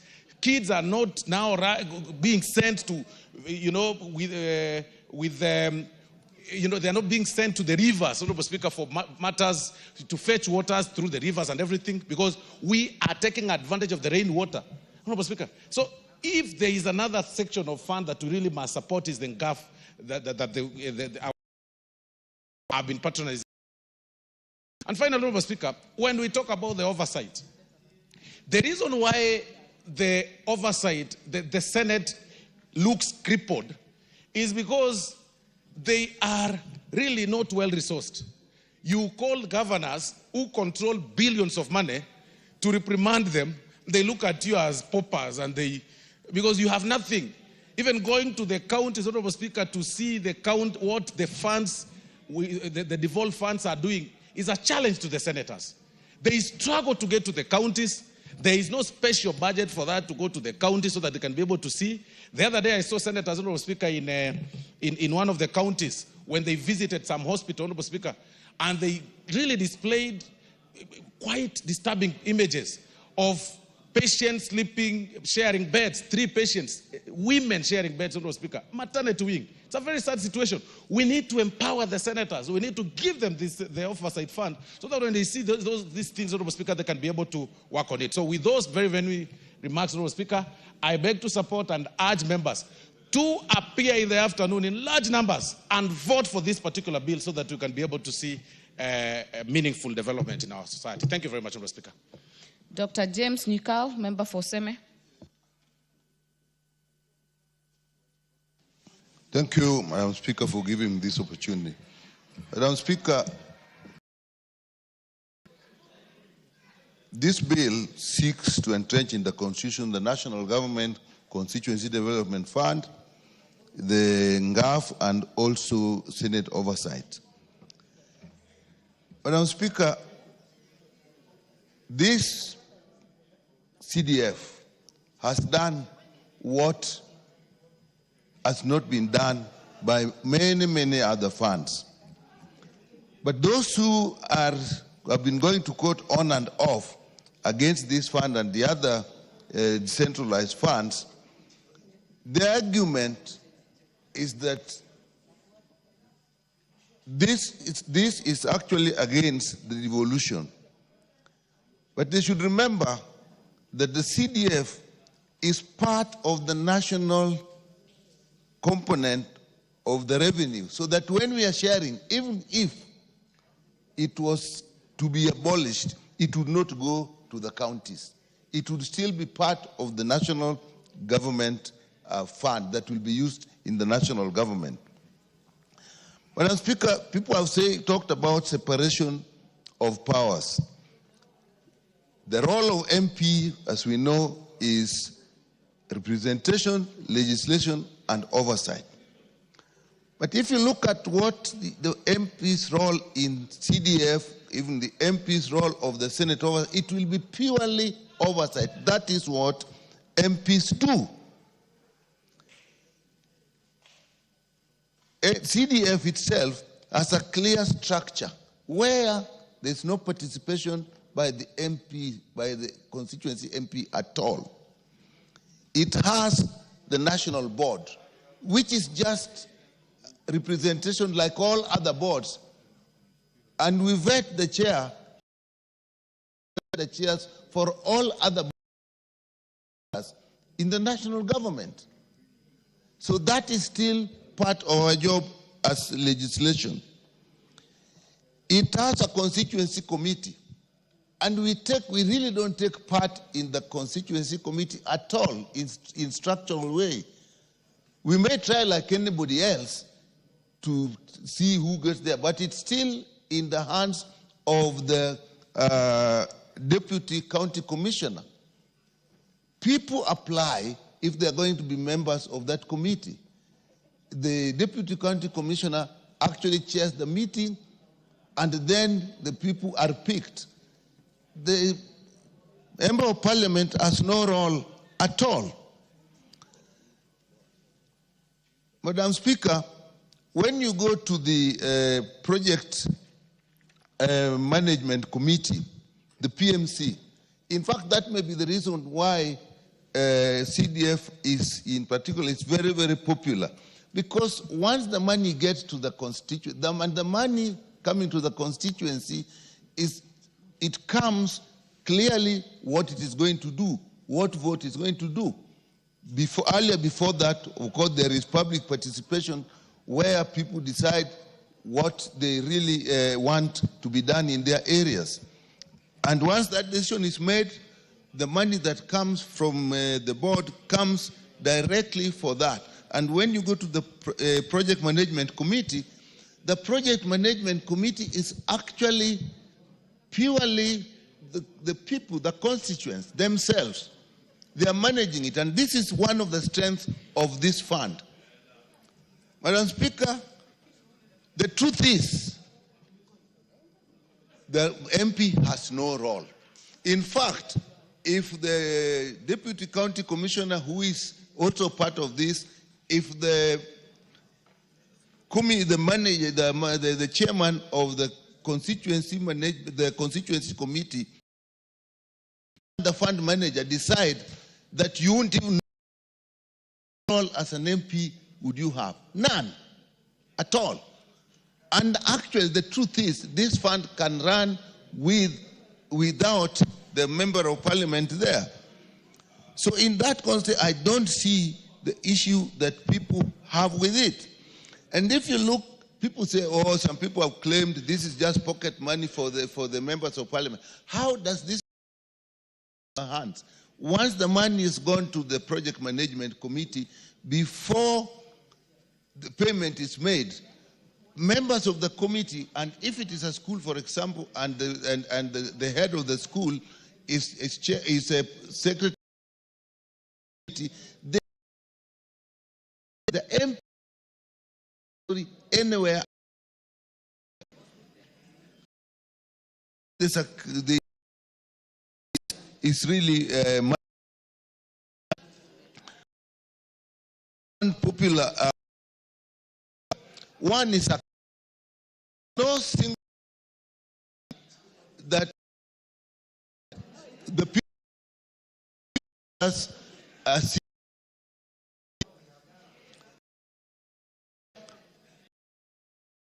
maybe a school is banned or something. The members of the community, the chair of the committee, they will sit. The MP has no role there at all. And once, if you use this fund, the work will be done immediately. Which other fund I can ask, Madam Speaker, people will have direct access to like that. And when the work is going on, the people actually oversight the job. We know many people come to us, Mheshimiwa, this work is going on, we don't like the way it is going on. And you just have to go, and that is part of oversight. You just go and see what is happening. That is oversight. So, Madam Speaker, we oversight other things. We have security. If a member of parliament actually meets with the sub-county security committee and needs to know what is happening, that is oversight. That is exactly how we relate with the NGCDF. If there is a program going on in education, even when exams are being done, members of parliament get involved on this. So, Madam Speaker, I do not see how this thing actually we can be accused, MPs can be accused of owning, using as they wish the NCDF money. If you look at the Senate oversight of the Senate Oversight Fund, I actually sympathize with the senators. They have a huge area as well. They have a huge to oversee to come as a representative or and start legislating, and you have no opportunity, no ability to go to the constituency and find out what exactly is happening. How will they work? So if we actually give, the senator and the woman representative have money, this is what they need. Because otherwise, it will just be a talk shop for them. They have to go and see what is happening. So with that, Madam Speaker, I think this fund and the other decentralized funds have actually been wrongly accused. MPs have been wrongly accused of misusing these funds. So, Madam Speaker, in my view, if the people have found that this is a fund that is useful to them, and the only argument I've had consistent constitutional, what do we make constitutions for?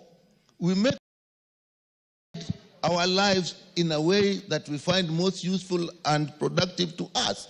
Now, if we find a structure that is actually, even the overhead costs, actually the lowest, why then can't we change the constitution so that we find something that works and that people that are popular with the people to be constitutional? So with that, Madam Speaker, I support this constitutional amendment. Honorable Jane Kagiri.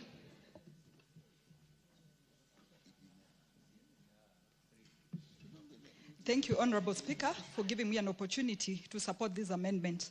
Honorable Speaker, as I support this amendment, it takes me back to when I was a young girl. I was very excited at school. I keep your account. We did not have a girls' secondary school that was boarding. So my parents had to take me to another county to study for my secondary education. Years later, I kept wondering what had caused us not to have schools in our area. Honorable Speaker, if you look at our county, neglected for very many years. Seek for equalization because of Honorable Speaker was introduced. Today, I can call CDF the equalizer in this country because based on the efforts of the members of parliament who have been elected in Laikipia, today we can pride ourselves for having boarding schools in our county, both for the boys and girls. I would want to say many have managed to get an education thanks to the bursaries given by our MPs constituencies. Today, Honorable Speaker, I can still say Laikipia County is at 70% with semi-permanent structures in our schools. Where CDF, I believe this is what is going to eliminate in our schools, and it's also going to give to students in Laikipia County to get an education just like Honorable Speaker, amendment, I would want to affirmative to be the chairperson. Honorable Speaker, House through some last year, Angaf support in this country through 50,000 may look like a small picture. 50 opportunity in this constituency. My question.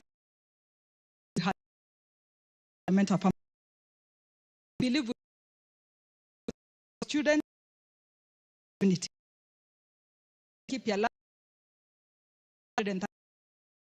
trade for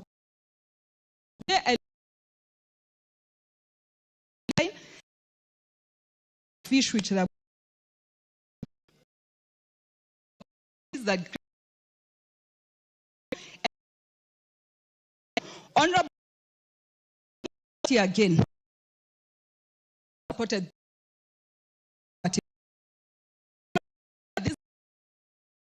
but persons with disability who have a source of income every day thanks to the funding that this National Government Affirmative Action Fund is giving them. Honorable Speaker, we are able to empower people with trolleys, we are able to empower them with shaving kits, we are able to empower people with tools of trade that can give them success in their businesses. Honorable Speaker, my final example would be last week when I was in Nanyuki. I managed to give my labor group that sits in Nanyuki town a concrete mixer. Honorable Speaker, my thought is that from that, these people will empower themselves, they will grow. In the future, they'll be the owners of buildings in that town. Honorable Speaker, I believe as women reps, we also want to ensure clean drinking water for our people. Unfortunately, again, our funding is too little to ensure that every school has a water tank, to ensure every administration institution has water tanks, so that when our people go to be served, they can be served with clean water and resources that will ensure they continue living in better conducive conditions. Lastly, Honorable Speaker, based on the Education Act, we are only allowed to issue sanitary towels to our students in basic education. But Honorable Speaker, you and I know the secondary students are the ones who are towels. Again, our resources cannot cover all these students. That is the basic education as well as the secondary students. Again, increased allocation for the National Government Affirmative Action Fund. We are going to be able to give more of our children sanitary towels and to ensure our girls remain in schools as they are supposed to remain in schools. Finally, Honorable Speaker, we are not just seeking for an increment. We are seeking for a consideration of a percentage of the national revenue. So as we progress on this amendment, we as the women representatives are seeking for 2.5% consideration of the national revenue as an allocation to NGAF, which is going to ensure that we support our women, our youth, and our persons with disability. Honorable Speaker, I support and I submit. Thank you. Thank you. Member for Kitui Central, Dr. Makali Mulu. Yeah, thank you so much, Honorable Speaker, for this opportunity. Honorable Speaker, I want to join my colleagues in supporting this constitutional amendment. But before I get to the details of the bill, let me appreciate the movers of the bill, Honorable Dr. Uchenda Moro and Honorable Chepkon. Honorable Speaker, provide some so that those who are following us in terms of this debate know what we are discussing. Honorable Speaker, this bill, if you look at it, proposes introduction funds. That is the National Government Constituency Fund and the GAF. In terms of sharing resources in this country, we have two levels of government. We have the national government and we have the county governments. And what determines how much money goes to each of the Speaker is what we call the Division of Revenue Bill, Honorable Speaker. So, Honorable Speaker, in the Division of Revenue Bill, how much goes to the national government and how much goes to the county governments. Now, after determining how much goes to the county government and how much goes to the national government, is when now we'll be introducing these funds. So those who are saying that this money, if not given to the NGCDF, the Senate Fund, and GAF, can find their way into the county governments, are cheating themselves. So the truth of the matter is, even if this money is not given to these three different funds, it will not go to the county governments. The only way it will be able to go to the county governments is through what we call conditional grants, meaning that the national government will have to pick part of their share and give to the counties in form of conditional grant. Otherwise, there will be no additional resources to the counties as a result of having these funds. The second point, Honorable Speaker, which is important, through these funds, we ensure that there is equity in the distribution of resources. What do I mean when I talk about equity? These are the only funds where we are sure that at the end of the day, each constituency, each county will get this money from the national resources without caring who they vote for. So it is an issue we have all, Speaker, when it comes to resource sharing in this country. So through these funds, We are saying we'll have a mechanism or a strategy to ensure that every part of this country will access resources, public resources. The other point which is critical, Honorable Speaker, is the issue of CDF, Honorable Speaker. The truth of the matter, if we were to assess the models we are using to deliver development into this country, from more parts of this country, CDF is the best model. And that has been proved beyond any reasonable doubt, Honorable Speaker. So the question I ask myself is, if you are genuine Kenyan really, why would you not want Kenyans to benefit from this development model, which has been assessed to be the best? Best in terms of it has minimal recurrent expenditure, it has the highest development expenditure, and that means we are growing our economy. Honorable Speaker, the other point is this. If you look at the impact of CDF to Kenyans, in my constituency, say yes or no. But the numbers were overwhelming. Decided to ensure that there is must stay has had the highest in terms of infrastructure to our students, orphans in this country. Honorable Speaker, at the same time, this program called NGCDF has also assisted our security sector in providing the infrastructure for our security officers. So, if you look at the issue of positive fund, a basis of that, Honorable Speaker, we are saying any supporting enrichment of this fund in the Constitution, because it will help more people in the country, the lives of our people. Issue of public participation. Act, the current says, you conduct so that you are able to programs and projects to benefit our people. So, matters public participation is required in our Constitution, Honorable Speaker. I also adequately catered for in this. Our people are able to come up there to do.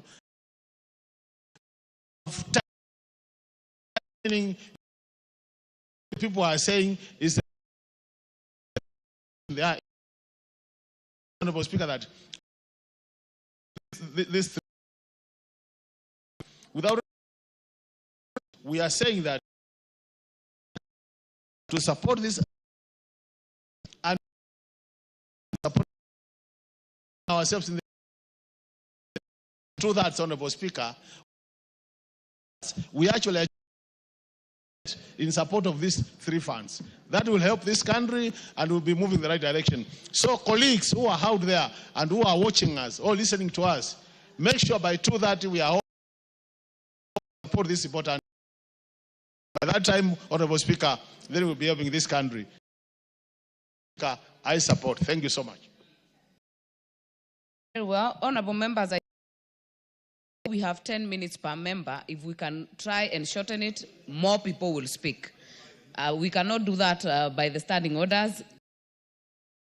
Conviction to take for Kitutu Masa. Thank you. Firstly, meeting and thanking Chepkonga to this house.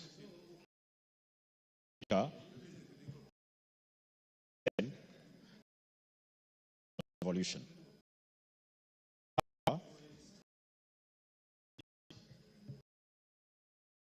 A point where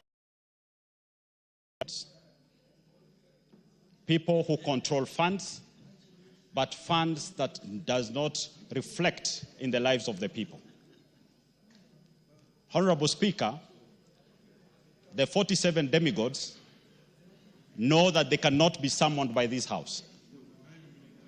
But they know they can be summoned by a Senate which has little or no say on the direction of whatever they do. The senators are not even able to know what actual projects are taking place in their counties. To a point, members of parliament are called by the constituents to complain about dysfunctional services in the counties, matters that should be handled by the senators. It is in that spirit, Honorable Speaker, that we feel that the senators should get the Senate Oversight Fund. This will allow them to walk the streets of their counties, visit dispensaries and hospitals in their counties, visit primary schools to confirm whether those infrastructures are being done and done in the right way. As a House, we therefore have to support this provision to ensure that senators are well and properly resourced to oversight our 47 demigods. Honorable Speaker, resources will never be enough. We cannot reach everyone individually. And that is the spirit of having the National Government Affirmative Action Fund, to allow the women reps to identify and support vulnerable cases within our communities. The NGAF has done a commendable job. In my county, I've seen women groups, young people's groups being empowered to get their lives together. We've seen girls getting sanitary towels, things that we see that are basic, but millions and millions of our Kenyan youth cannot afford. Their parents are not able. NGAF should not only be entrenched here, but the amount should at least be doubled to enable the vulnerable in the community be taken care of in the right manner. Honorable Speaker, many members have said here that members of parliament are not party to NGCDF. Honorable Speaker, we are elected to perform three key roles: oversight, legislate, and represent. Honorable Speaker, we have a hand in the NGCDF by virtue of representation. The 350,000 people of Kitutu Masaba will not face the fund manager, all of them at once. And that's why they've elected me as their leader to listen to them and represent them in different forums. I therefore play my role to represent them. They have a vision, but they cannot present that vision, the 350,000 of them. You therefore, as the member of parliament, you are the vision carrier for your people. We will therefore continue playing our role of representing our people to the board and to the CDFCs. Honorable Speaker, if there is a fund that is properly structured, I sit in the select committee of CDF. It is this fund. Money goes to the board. The board sends the money to the constituency CDFC's main account. It does not go to the country, it goes to the project account, which has the project is going to. That community are the signatories. Honorable Speaker, this is the fund that touches the poor, that speaks the language of the poor. Today, while we talk here, we are not talking as members of parliament. We are carrying the voices of the millions of the people we represent. Honorable Speaker, we will not allow that this country goes to a point where the Member of Parliament of Kitutu Masaba, who is elected on the opposition side, cannot be able to get classrooms for the children of Kitutu Masaba. We are not going to go back where we begged certain institutions for our people to get the very basic. Education is basic. Classrooms are basic. Bursaries are basic. We are not going to allow a point where we have to go back to nil, seeing loyalty for our people to get what is their right. NGCDF has brought equity to this country. NGCDF should fought for by all of us and by the people who are forever taking it to court, who only appear in the villages carrying bottled water once in a blue moon to attend a funeral and cannot even sleep in those villages. We are the ones who carry those children of the poor, children who do not have pampers. We are the ones who carry them, look them in the eye, and see the dream in their eye. For those who sit in Nairobi, sit in the courts, well-ventilated offices, do not tell us what the people go through. We are the ones who know what the people go through.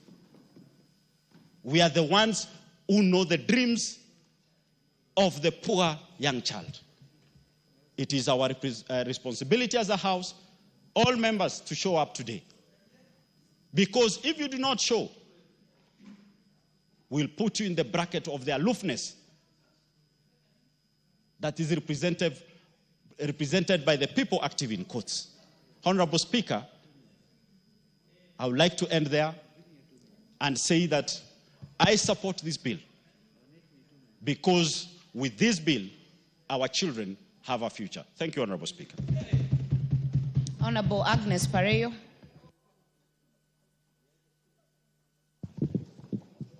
Thank you, Madam Speaker, for giving me this opportunity to contribute to the amendment, the Constitution of Kenya Amendment Bill. This amendment is going to help us or help the people we represent to make sure that they continue getting NGCDF. This is not money that is meant for the MP. This is money that has really made a difference in our constituencies. This money is seen like it is money that it is the MP that uses, but this is money that by a committee manager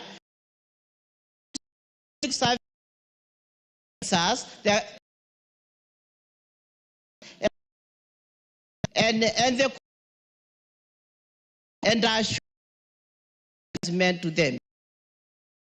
From students, their exam, so that this is meant for them, not money their education. And I also money that is really made our communities. Most of would now have been closed for lack of toilets. This is money that the community and the constituency know that this is money that we can get and this is money that we can reach. So stand up, all of us in this House, to make sure that this amendment, we have really gotten a quorum so that to make sure that this money remains with the people and this money remains at the constituency. For the National Affirmative Fund, I also support these women. I pity with them because the area they serve is a very huge area. It is the whole county. And when I see them, giving water tanks giving out the tents to the women, and they are always there for the bursaries, and the money they get is too little, and they still make sure that this money is felt in their county, in their, please protect me, don't confuse me. And so I support, and I also want to say that this money is not enough for them. This money should be added to the women so that they can manage this money. And this is money that women in our constituencies, in our counties are really feeling. The NGCDF money, affirmative action money, is money for the people. It's not meant for the MP. So I support the amendment bill and say that we should come out in large numbers with the members of parliament to make sure that we get the quorum to pass this bill. Thank you, and I support. Very well. Member for Kandui, Honorable Makali. Thank you, Madam Speaker, for giving me the opportunity to also weigh in on this particular bill. First is to really thank the people who thought about bringing the NGCDF, specifically Senator Kabue, who started up this bill. And thank also my senior colleague, Otienda Molo, and Chief Konga for bringing up this bill. Honorable Speaker. Honorable Anjala, you're totally out of order. Honorable Speaker, the Constitution is a living document. And Article 95 of the Constitution gives us power to discuss issues touching on the people. The people have granted us sovereign authority, and members of parliament sit to represent the people. This bill seeks to entrench the three funds into our constitution. Why are we here in the first place? We have been a subject, this assembly and the board have been a subject of various disputes in court, challenging the fund. So as representatives of the people, if a court declares a fund unconstitutional, who has the role to make it constitutional?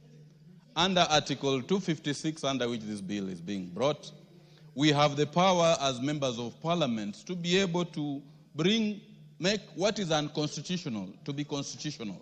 So in discussing this bill, Honorable Speaker, we are basically doing our part, making what the courts have declared unconstitutional to be constitutional. Honorable Speaker, arguments have been made that NGCDF Act offends the doctrine of separation of powers. Honorable Speaker, I wish to submit before this particular House that there is no absolute doctrine of separation of powers.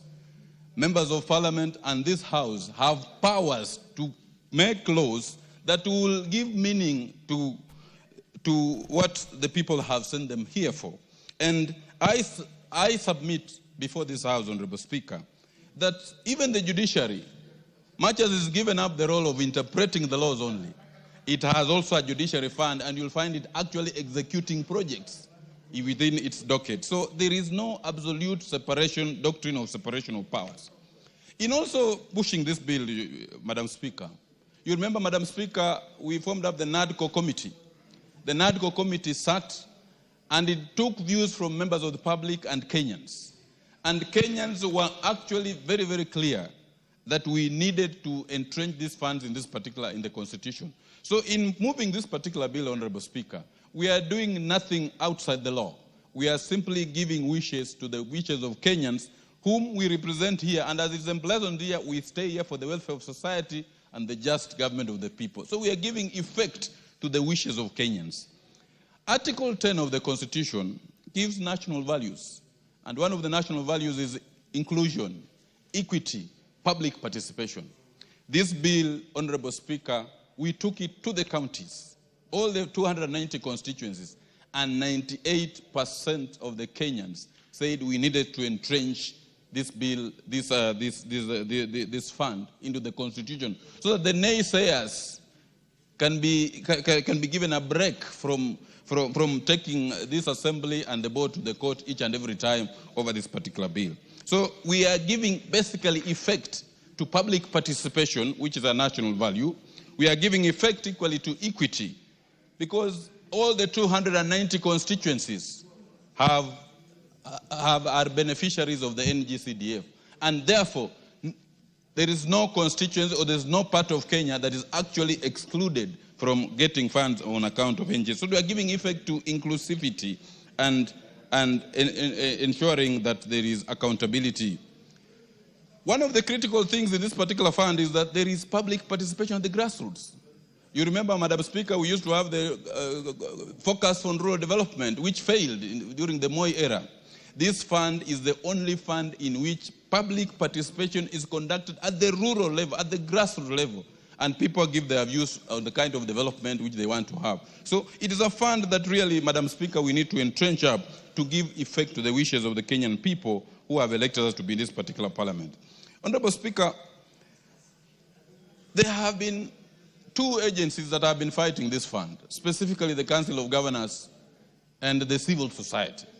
They have taken many matters to court in which we have been able to participate in. And their argument has been that we want to create a third level of funds, that there are only two levels of funds, of disbursement of government funds. That is the national government and the county government.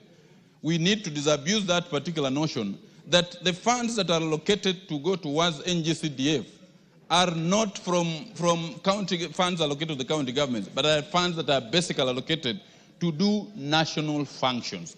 And the NGCDF funds are basically only doing national government functions and not county government, and therefore there is totally no overlap at all. There has also been a misnomer, Honorable Speaker, that these funds are like loose change and pocket money for members of parliament. That is not true. Members of parliament are far way removed. This fund is domiciled in the treasury. There is a board that manages it, and there are CDF committees at the constituency level, up to the PMC level in each of the constituencies. So this fund is not loose change for members of parliament, as has been indicated. What the members only do is to do an oversight, to ensure that these funds are spent in a better manner, so that they are not misused, and maybe just oversee how the projects are being done. So members of parliament, their only contact with these particular funds is for purposes of oversight. And finally, Honorable Speaker, we wish to state that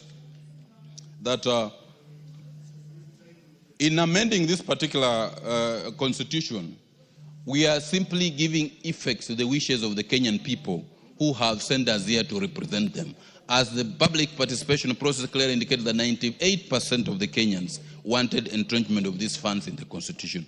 With those few remarks, Honorable Speaker, I beg to support this constitutional amendment and urge my colleagues to stand up to be counted and vote for this constitutional amendment that assists not only the poorest people, but it cuts across the entire Kenya, that assists both the underdeveloped and developed areas, so that we can have equity in our national development ethos as we move on as a country. Madam Speaker, I support this constitutional amendment. Thank you, Madam Speaker. Member for Bomachoge, Borabu, Nolfason, Barongo. Mheshimiwa Nolfason, Barongo. Thank you, Madam Speaker, for affording me this opportunity to also contribute in support of this constitutional amendment to ensure that we secure the gains that we have made as a country in terms of development. Madam Speaker, last year I had the good fortune of attending the 20th anniversary of the Constituency Development Fund.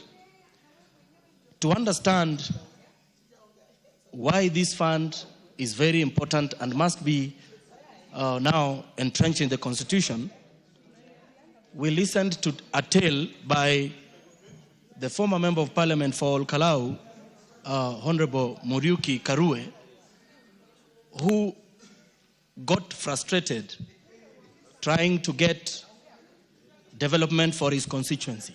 And every time he went to the treasury, he was told that his constituency will get development when the funds became available.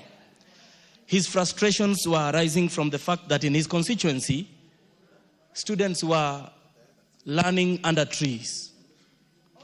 And today, Madam Speaker, there are in so many constituencies schools that have dilapidated toilets, and some of these schools are threatened by devolved units of closure because they do not have decent toilets.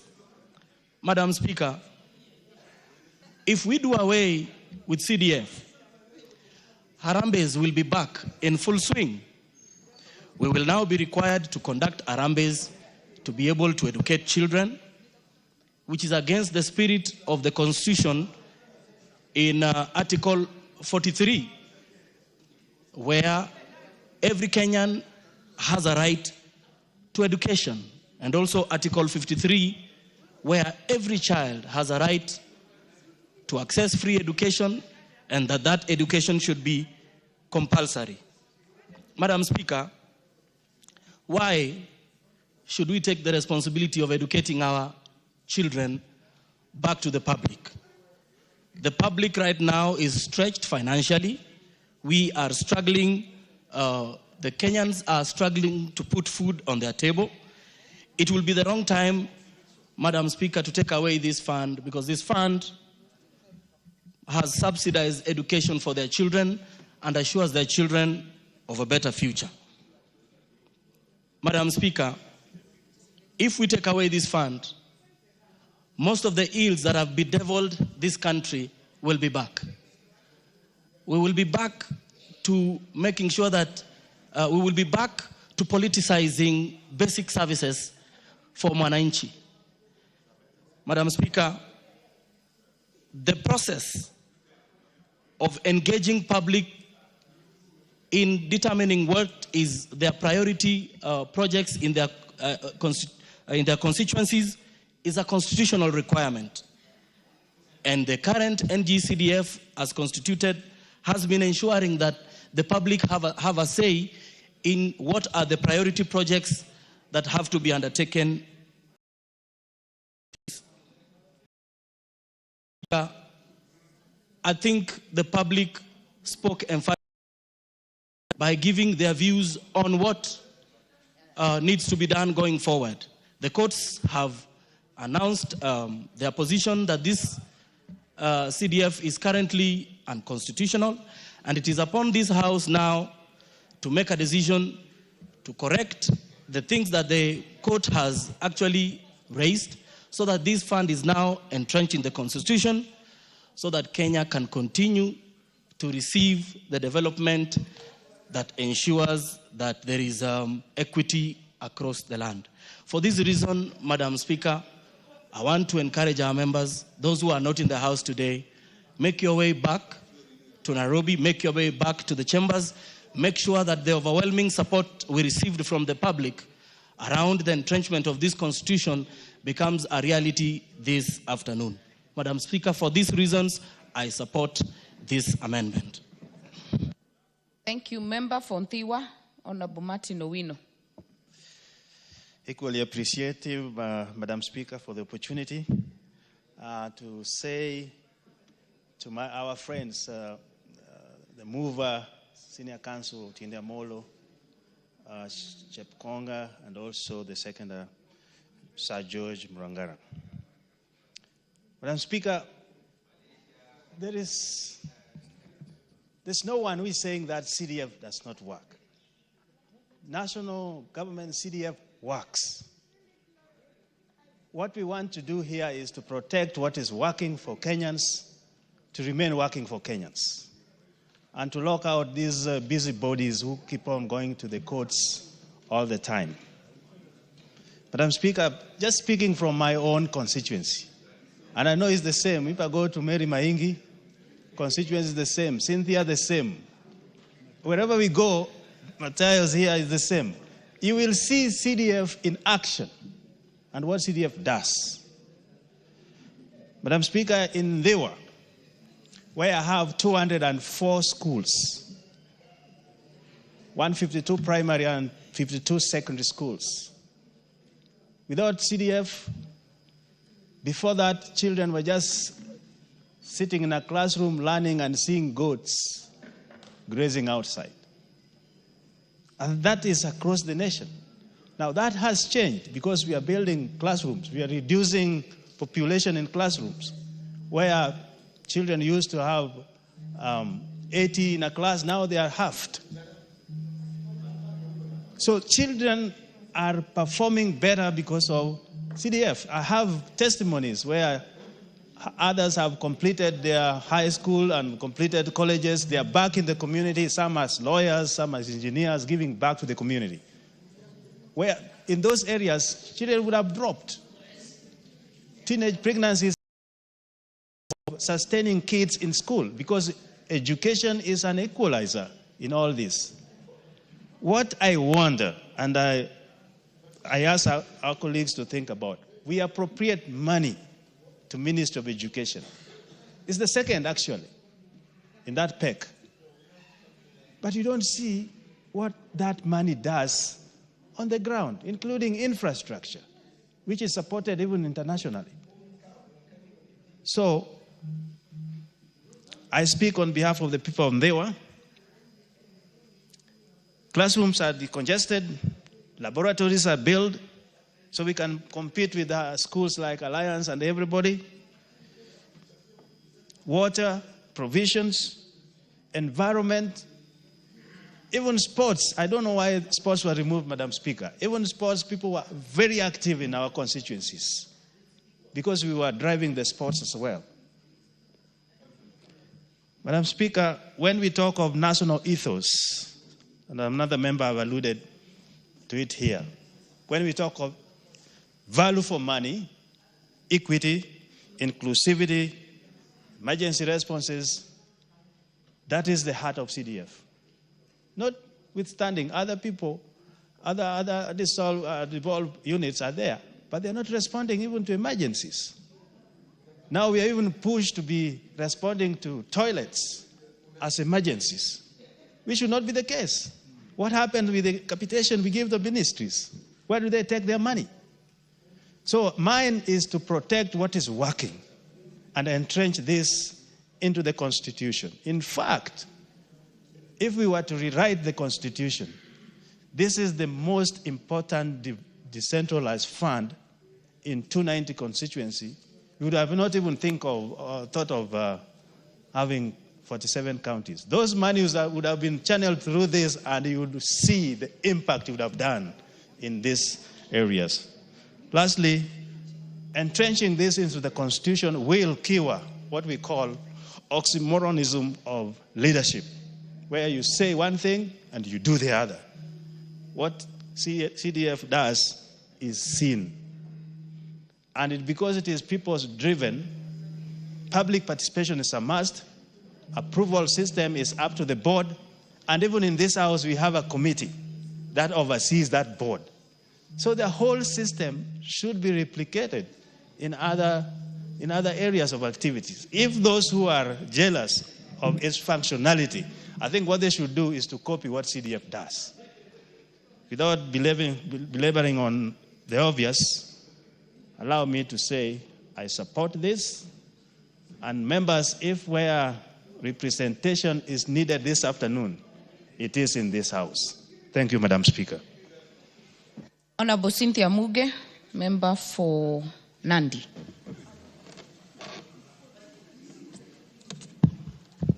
Thank you very much, Madam Speaker, for giving me the opportunity to add my voice to this very important motion on the floor of the House. I appreciate the Honorable Otienda Omolo and the Honorable Chepkonga for the very thoughtful time and sentiments they have been able to put together into this bill, so that finally, Honorable Speaker, the CDF, the NGAF, and the newly added Senate Oversight Fund, Honorable Speaker, can finally be entrenched in the Constitution. CDF and NGAF, Honorable Speaker, for so many years has been facing a lot of legal challenges. And this is an opportunity, Honorable Speaker, for us to be able to ensure that those legal challenges finally go away, Honorable Speaker. And we also deal with ambiguity, Honorable Speaker. And we also have to make sure that the people understand the structures of CDF and NGAF.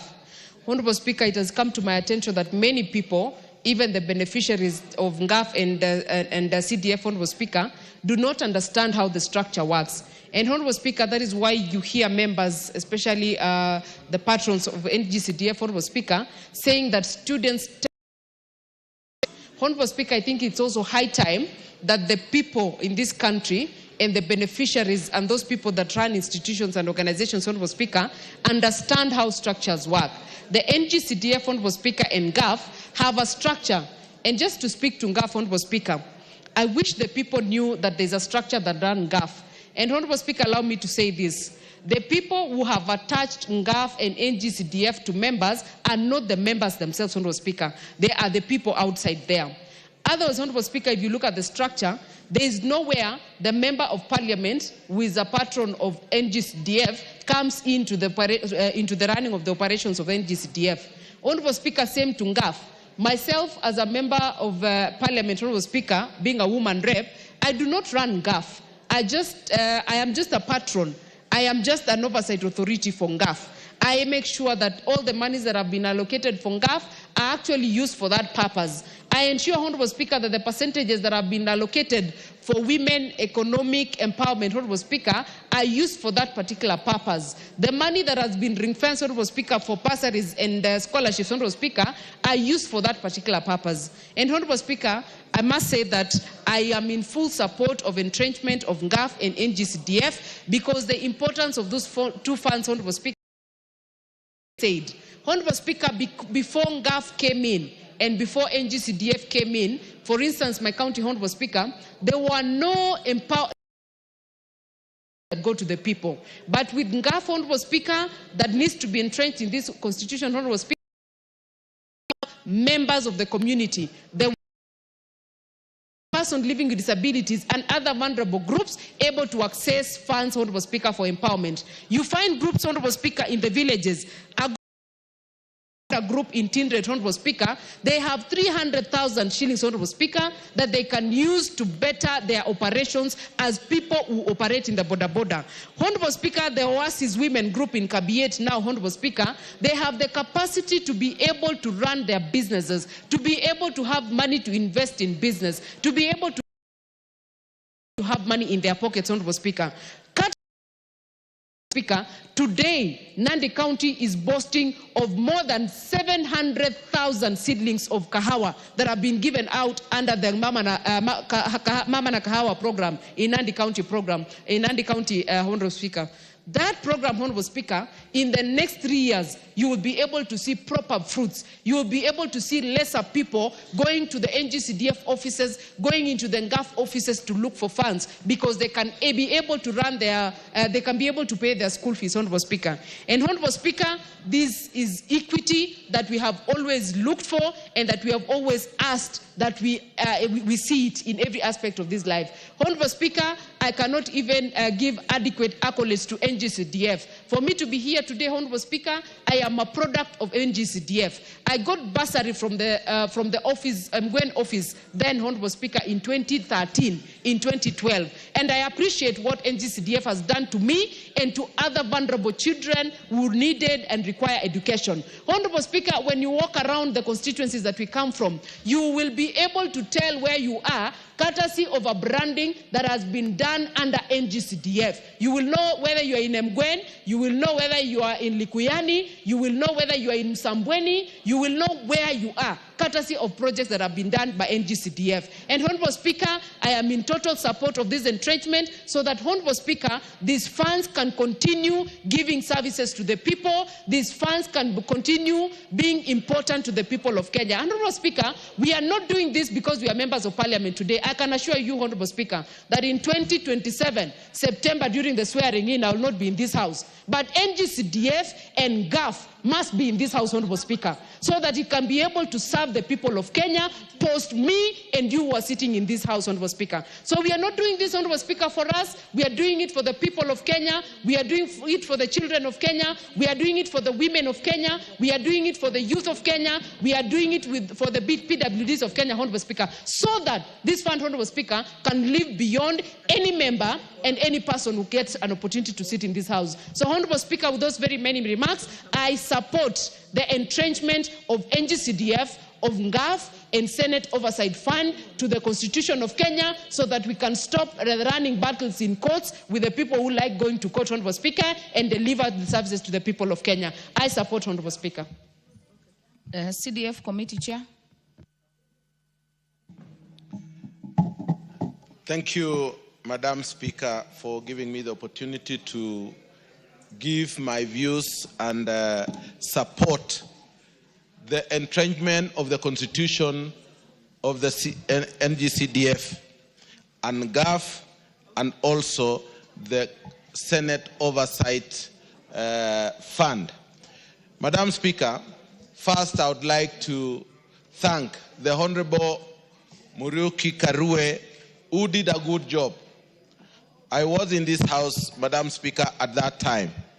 And before, there was nothing else people were doing in the rural areas.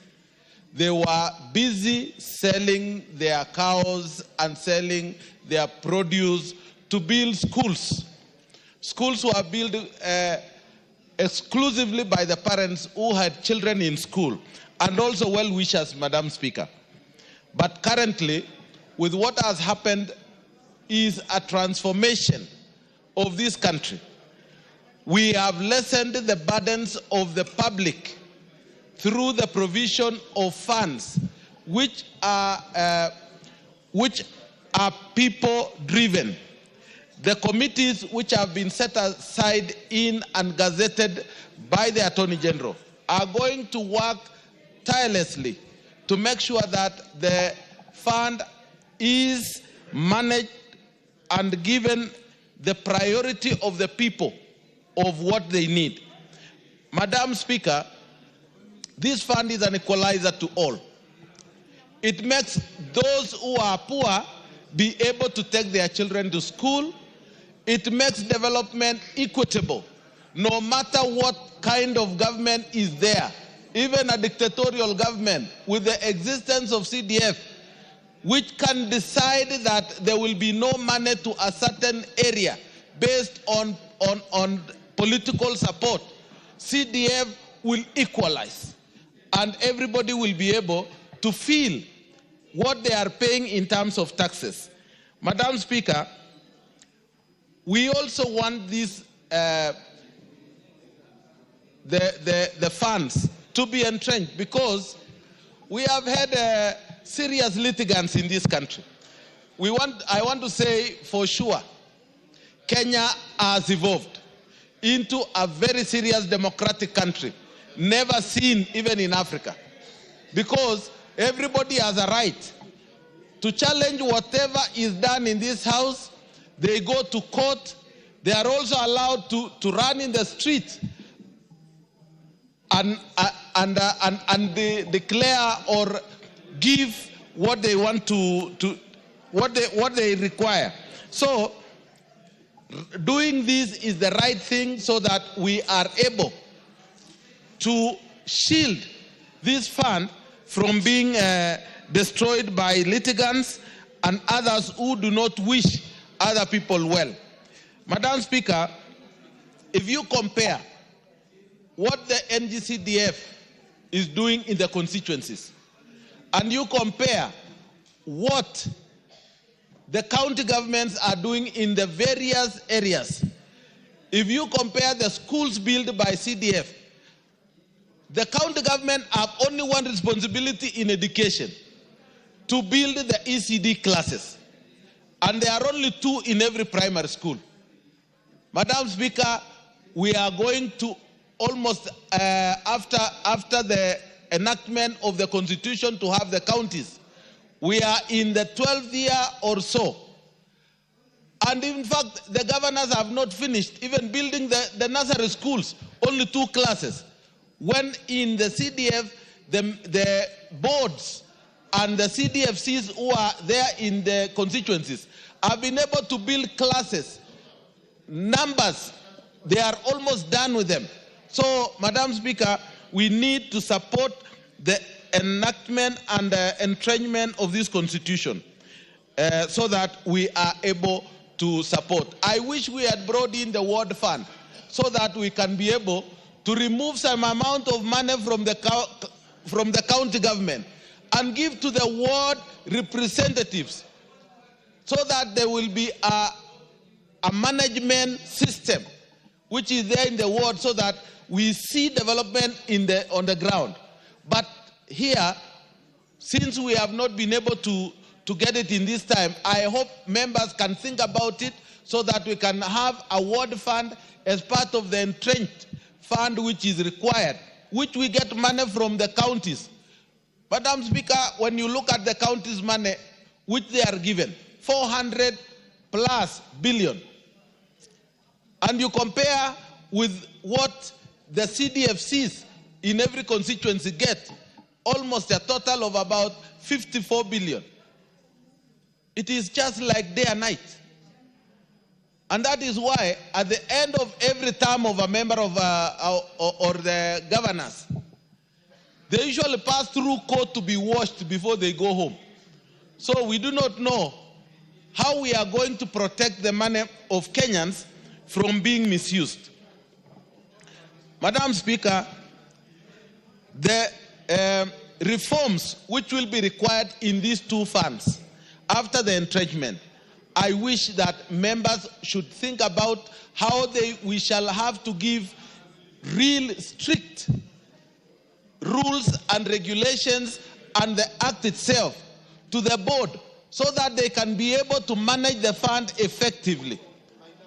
If we are going to have if we entrench this, we need to think about what do we want to make sure that these two funds or the three funds are going to go through so that we are able to make it perfect and out of the litigation area. Madam Speaker, we want to say to make Kenyans live better, to make Kenyans have their children go to school, to make development of even the women community in this country and all other disabilities, the only solution is the NGCDF and the GAF, and therefore I wish to support that we do entrench these funds into the Constitution. Thank you, Madam Speaker. Member for Wajir West, Honorable Yusuf Mohammed. Thank you, Madam Speaker, for giving me this opportunity also to support of NGCDF, GAF into the Constitution. Madam Speaker, Kenyans have spoken. We have done public participation everywhere in this country. And Kenyans have overwhelmingly supported this bill. That clearly shows the trust the people of Kenya have in NGCDF and the GAF. But Madam Speaker, I don't want to put myself or go to debate with governors who are claiming these specific funds to be abolished or taken off from the records. I want to tell those governors, even if this money today is taken back by the national government, it will not come to the county governments. Why? Because NGCDF functions are very clear and distinct. NGCDF and GAF are doing what the national government functions are, specifically education, security, energy, and the rest. My question is, if these funds are abolished, where will the governors and the county government get money to fund the gap? If they're able to do it, they could have done it now. Education is not a devolved function, and security is not a devolved function. Madam Speaker, the people who are advocating for the removal of this fund are people who do not understand what the person at the grassroots level feels about it. These are people who are able to pay the school fees of their kids,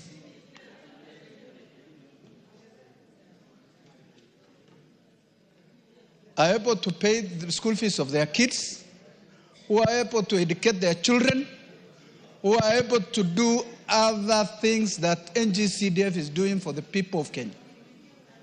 Madam Speaker, as much as we argue whether we entrench or not, we need to understand the following. One, Madam Speaker, are these funds meant for specific members of parliament?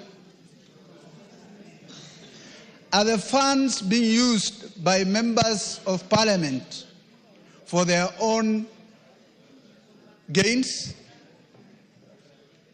We all know these funds are used for a specific purpose by a board.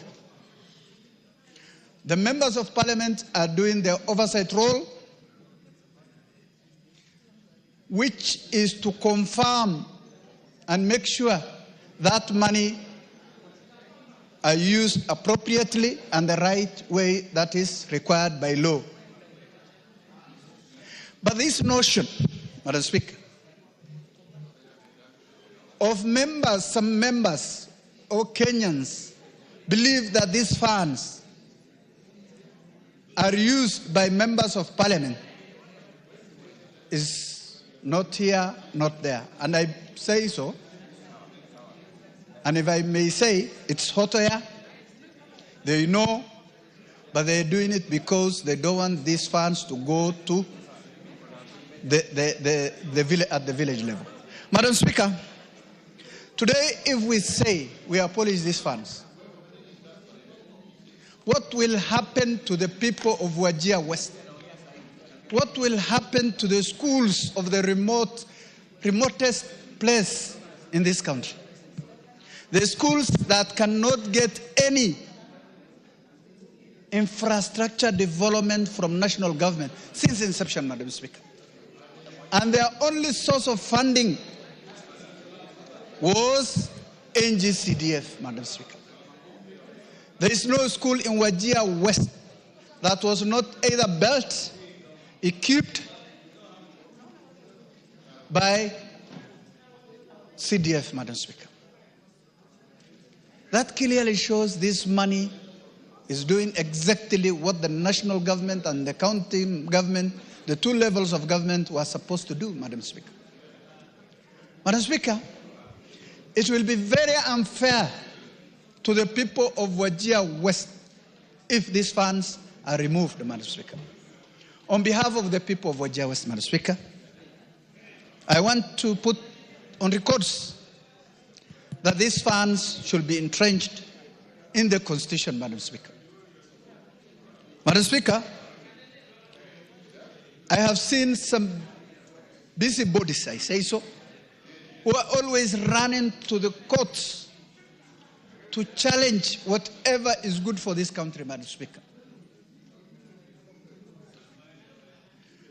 It is unfortunate that even those who are at the corridor of justice or courts to challenge the legality of these funds, Madam Speaker, are coming to members of parliament or going to the CDF board or CDF committee to request for bursaries, Madam Speaker, including the judges, Madam Speaker. They go to the CDF committee of their constituency to request for funds. And in that same place, they are here judging against the legality of these funds, Madam Speaker. Everybody knows, Madam Speaker, whether these funds are supporting the people of Kenya properly or not. What we need as a house, I can see members of parliament are not around today. I want to urge everybody to come so that we get to third.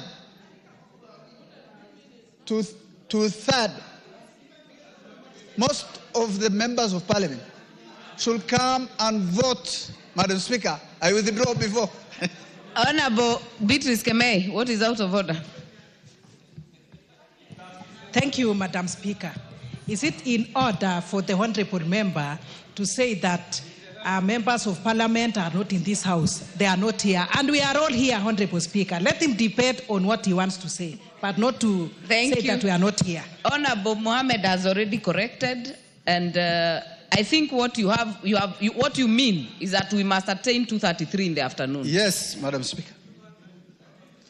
Madam Speaker, we must attain to 2:33 today so that we entrench this into the Constitution, Madam Speaker. If we are serious about this bill, if we are serious about the people of Kenya, if we are serious about children, our children, we must entrench this bill into the Constitution, Madam Speaker. With those few remarks, I support the bill, Madam Speaker. Thank you for giving me. Honorable Member for Nairobi, Honorable Pasaris. Thank you, Madam Speaker, for giving me this opportunity to contribute to the bill on entrenching NGCDF, GAF, and creating an oversight Senate fund as well. Madam Speaker, the first thing I have to say is, first of all, I regret what happened in Nairobi County and across the country yesterday. What was supposed to be a peaceful demonstration was not peaceful. Lots of people ended up losing their lives. So many others were injured. And on top of it, a lot of people lost property. And Nairobi came to a standstill, as did many other parts of the country. And I want to appeal to the civil society organizations and all those that have good, huge followings on social media, that we have only one country. And if we do not respect that we have only one country and the situation that this country finds itself right now, with heightened unemployment, with limited budgets to fulfill the needs of the entire country, you know, just coming out and calling and, you know, thinking it's a beautiful selfie moment, let's undermine the police service and expect them to serve us. Seeing a policewoman get brutally kicked by the public, seeing another policeman get attacked. I'm not saying that what the police did in terms of exercising, you know, not exercising restraint and shooting innocent participants in the demonstrations. What I want to say is, when you push the police to the limits that we are pushing them, knowing that there's one policeman for 500, and when we threaten their own safety, then we are also asking for trouble. And I believe that everybody yesterday is culpable. It's not just the police that shot. Those who also called for these demonstrations and funded them and caused the mayhem that they did. Because if it's peaceful demonstrations, then no county will be on shutdown. But a lot of the country came on shutdown yesterday. When you say that you're having peaceful demonstrations for memorials, and then you end up saying you want to occupy State House, and that is where you're going, then you're actually looking to overthrow a government, and that cannot be allowed. We have to understand that we have one country, and we have to work together. We're in a bad place in terms of the economy, and the president is trying as much as possible to get us back on track as a country, but the opposition is taking advantage and trying to misuse poverty, trying to divide us on tribal lines, and trying to cause mayhem. The lives that were lost is not blood on the police hands. It's blood on the politicians that funded this. It is blood on the civil society movements. And I also want to talk to Kenya Law Society. You know, you're the law society, not just for the civil society. You're the law society for the entire country. You're the law society for that woman who lost her shop. You're the law society for that mother who lost her child. You're the law society for the many policemen that were also injured. So I really say that, you know, this country needs to take a break and focus on allowing the government to do the job that it wants to do. It's like they want to undermine the government so that they can actually move in, but that's not the way to win an election. Tell the public what you're going to do for them. Show them by example what you're going to do for them.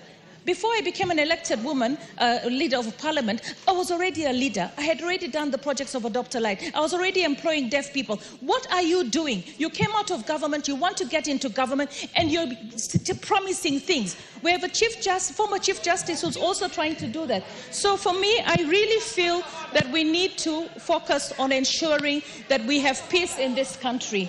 Honorable Bensouda, what is out of order? Don't tell me to say it. We are legislators. We Honorable Bensouda, address the Speaker. Thank you, Speaker. I'm sorry I withdraw. What I wanted to ask, is it in order? We are debating NGCDF GAF, but I'm hearing very, very fundamental contribution on police brutality and any other issue that we should do. Could the contributor, the honorable member for from Nairobi County, explain whether that is related to enshrining NGCDF GAF into the Constitution? Thank you. Honorable Passaris, by the standing orders, you will maintain relevance to the debate.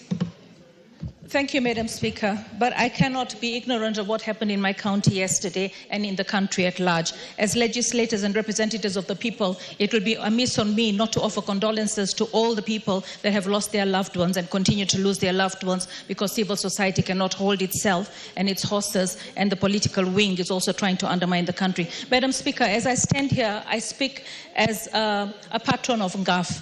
I have seen all these funds, GAF and NGCDF, being riddled with many court battles. And the thing is, nobody wants to understand the impact that these funds have on the society.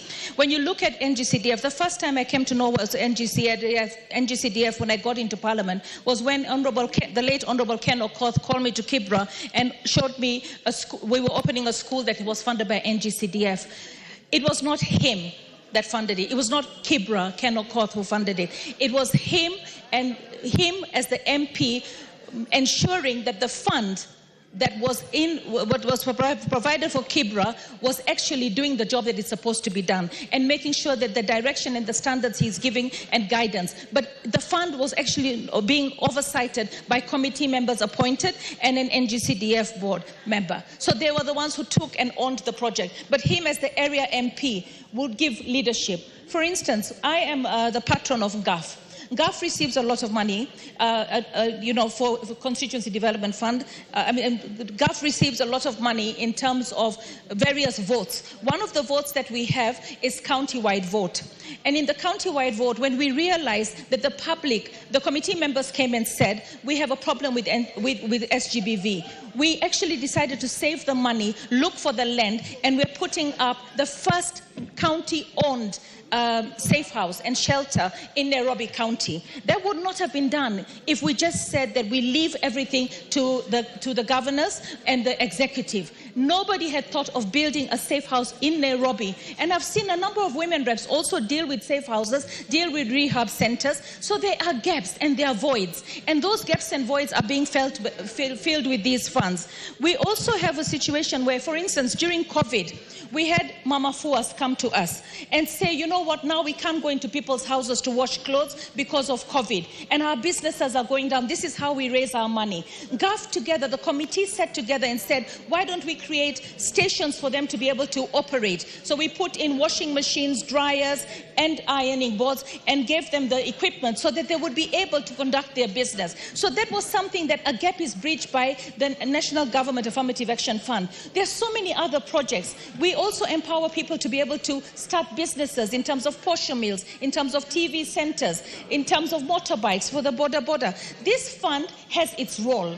And I believe to always be going into court, in and out of court, and derailing the progress of the funds in terms of bursaries, in terms of affirmative action, in terms of persons living with disability provisions, in terms of education, in terms of police stations. I've seen police stations funded. I mean, when you go to Ruaraka, Honorable TJ Kajwang has put a police station. These are gaps. We even had the judiciary once come and engage us as members of parliament and saying, you know, we need courts and we want you to help allocate some money for us to build courts closer to the people. So for me, this fund needs to be entrenched in law so that it stops being taken to and from, so that it can continue the good work that it's done. After 20 years, you come back and say this fund should be gone. Do you know other countries actually want the fund because the MPs are not able to actually see that the grassroots is getting met in terms of its need. So, Madam Speaker, as I stand here, I really hope that we will be able to entrench this into law, and I hope that GAF can also be apportioned to a percentage like NGCDF, so as the economy grows, GAF fund grows. It cannot be a standard blanket 3 billion. It has to be entrenched into law so that we can be able to grow as the economy grows. So I stand here and I support all these funds so that we can be able to effectively deliver what we've been delivering to the grassroots in real time as it's required through the various structures that have been put in place, where I am just a patron, the MP is just a patron, and we can be able to ensure that our people are served very well. Thank you very much. Member for Nambale, Honorable Geoffrey Mulanya. Thank you, Madam Speaker, for giving me the opportunity to add my voice on this particular bill. Madam Speaker, the fight against NGCDF is not just the fight on the fund. This is a misplaced fight whereby we find many people want to fight members of parliament. They wrongly direct the anchor onto this particular fund. Madam Speaker, when you walk around the country, you realize the gains made by this particular fund. And especially in my constituency where I come from, in Nambale, we have many schools that have been constructed, new schools that have been brought up using NGCDF. And Madam Speaker, you know that Article 53 guarantees the Kenyan children free basic education. How do you achieve this? It will not be achievable, Madam Speaker, if our children are covering a distance of 2-3 kilometers to go and come back from school. And Madam Speaker, in Nambale constituency, we have earmarked 6 new schools. To achieve this, the only fund that can help the people of Nambale is the NGCDF, that through the national government, we can have the funds available to have these new schools and have our children accessing schools near by their homes. And Madam Speaker, even the judges that sit in these courts and decide on these particular cases, they are products that who came through the schools that most of them came through government schools.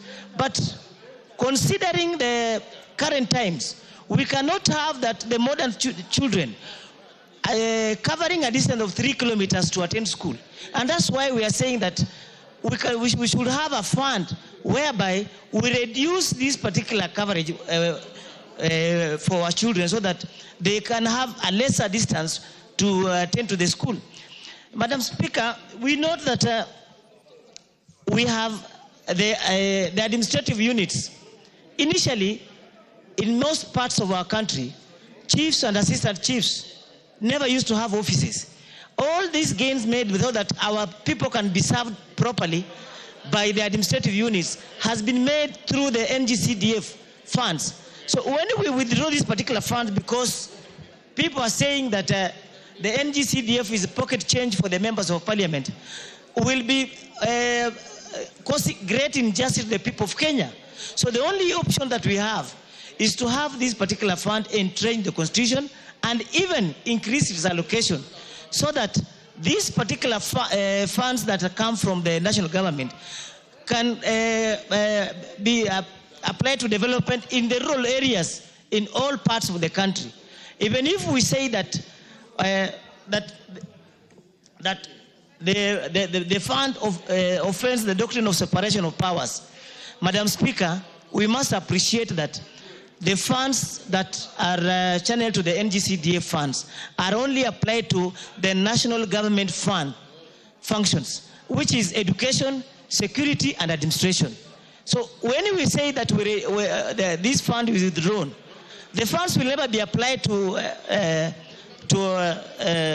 the county governments, because the county government, they have their own allocations, and as has been said here, we are 13 years into devolution. But in many parts of this country, you find that there are schools without ECD classes.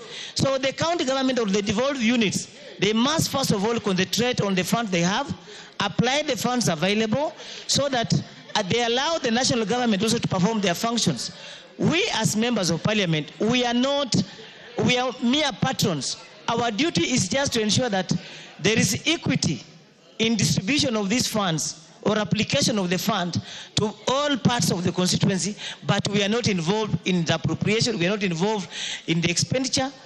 Myself, in my constituency, I've never seen an NGCDF check apart from the bursary check that we normally supervise distribution. So, Madam Speaker, I support the entrenchment of the NGCDF into the Constitution, so that those busybodies that rush to court will not now rush to court and say these particular funds are constitutional. Madam Speaker, I support.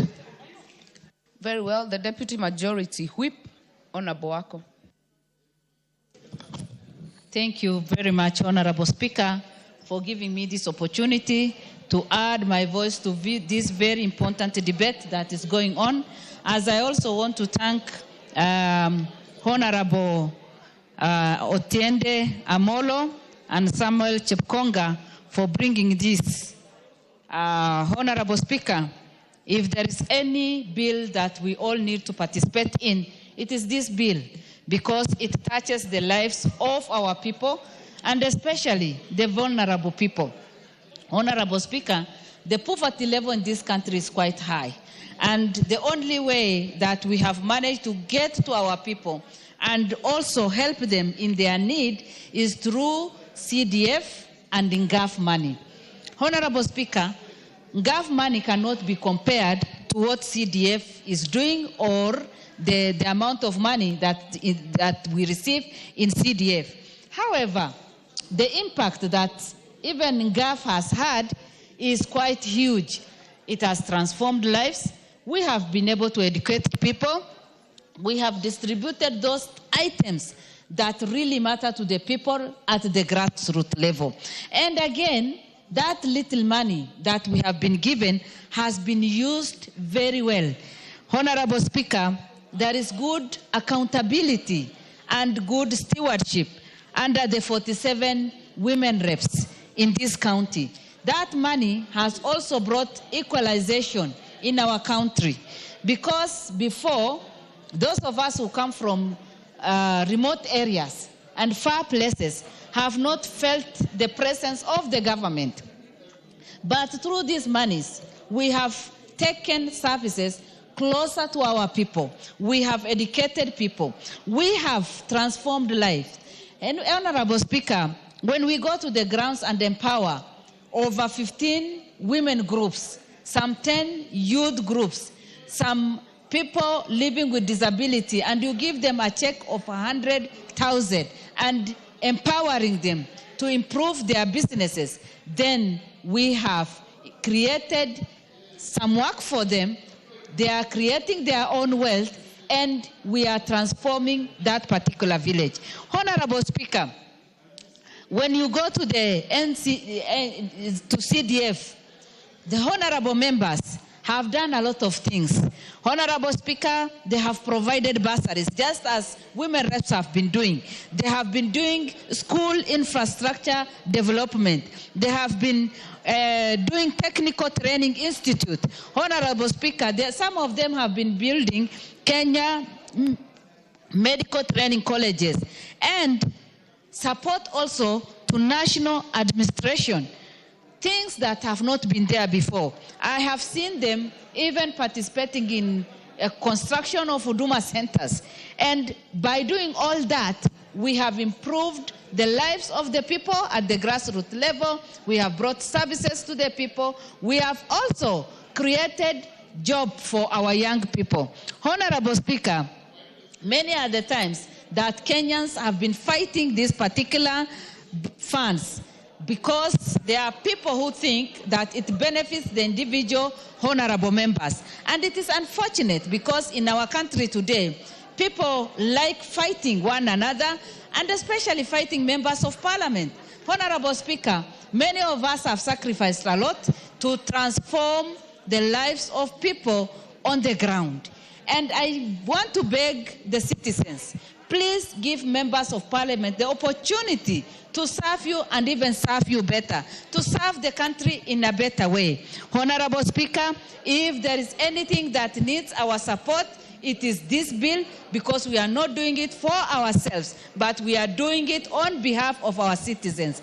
And for NGAF, women reps have suffered because out of the little money we get, many people have been always targeting to cut this or to demoralize women leaders. It is my prayer that NGAF will be even increased so that we will be able to reach out to many other in the villages who need our support. And it is only us who understand the needs in the villages, and especially the needs of women, the needs of young people, the needs of people living with disability. With those few remarks, I support. Thank you.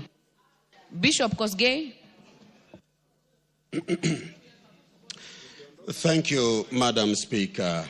I also, on the onset, wish to support this bill to have NGCDF and Gov entrenched in the Constitution because of two things, Madam Speaker.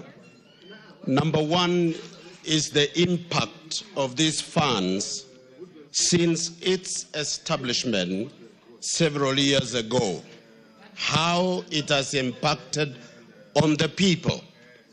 It has been said, Madam Speaker, that you cannot deny citizens a right they have enjoyed legally. You can only enhance it. Secondly, the impact of this fund can be seen, Madam Speaker. Also, to have it entrenched in the Constitution is the best way we can enhance this particular fund because it is benefiting the citizens of this country. Number two, Madam Speaker, the reason why I support this particular fund and funds is the issue and intention of devolution. The very spirit and intent of the Constitution, by bringing in devolution, meant the transfer of power and resources closer to the people.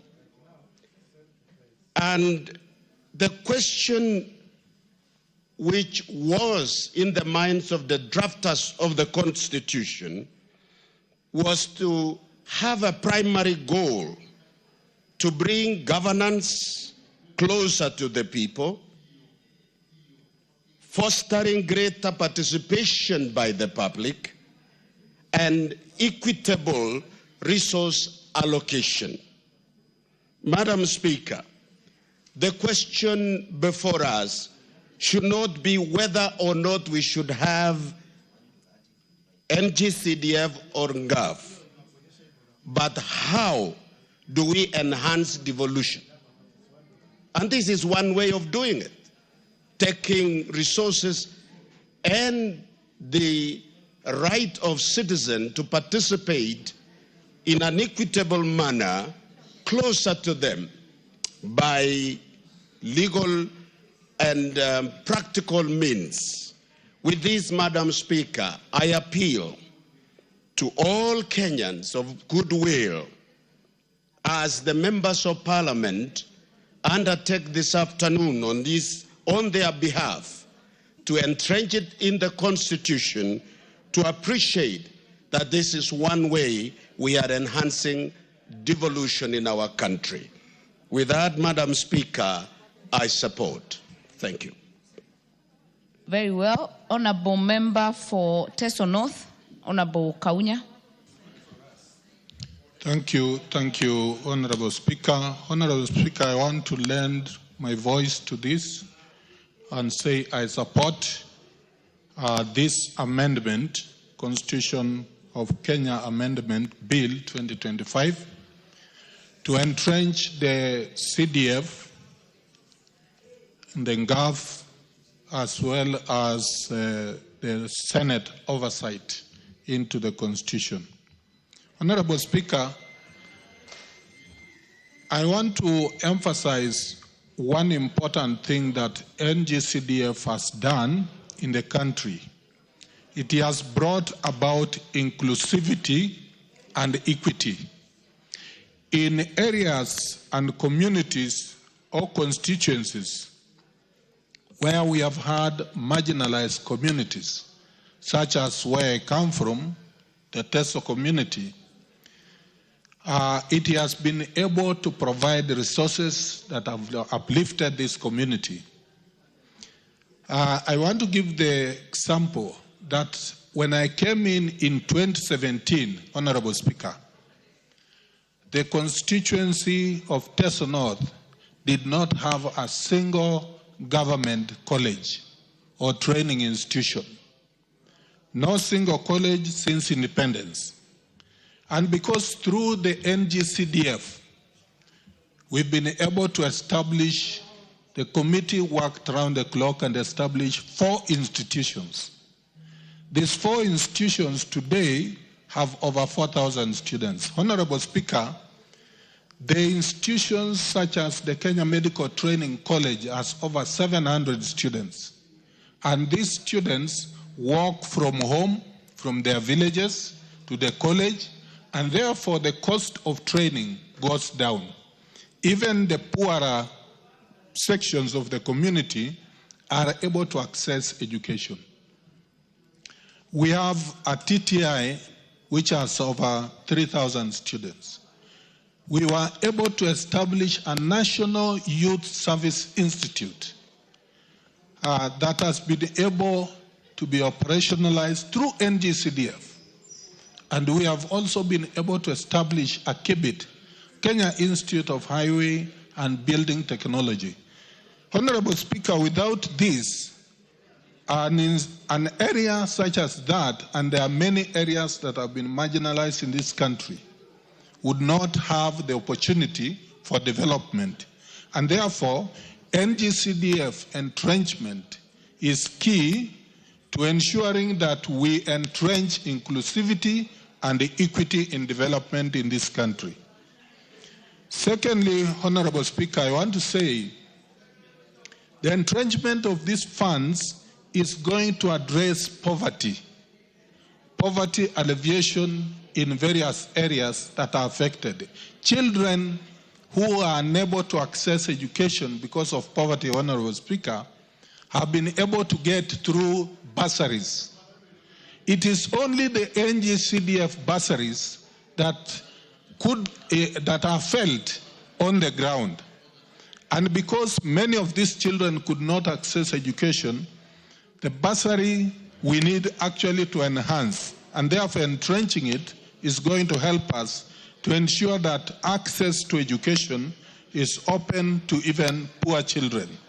Honorable Speaker, again, if I give the example of my constituency, we have had more than 2,000 students sponsored, fully sponsored by CDF in various colleges and to undertake different courses. At the same time, we see that in terms of bursaries, we have had more than 30,000 who have been able to benefit from bursaries, and therefore they are kept in school, they are able to perform.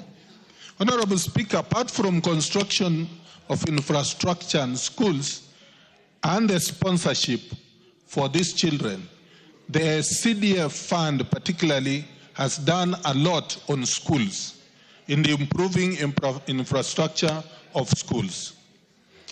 And Honorable Speaker, in this particular fund, I support the idea of entrenching because, again, Kenya has been experimenting on these development strategies or ways by which we progress as a country.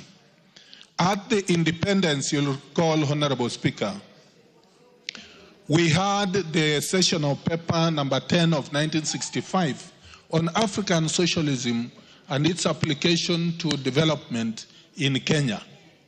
One of the things that we were trying to experiment then is to see how best we can achieve equity, development, and of course distribution of resources as well as political devolution of sort.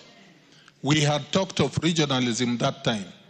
Over time, in the 80s, you'll recall, Honorable Speaker, we had the district development committees.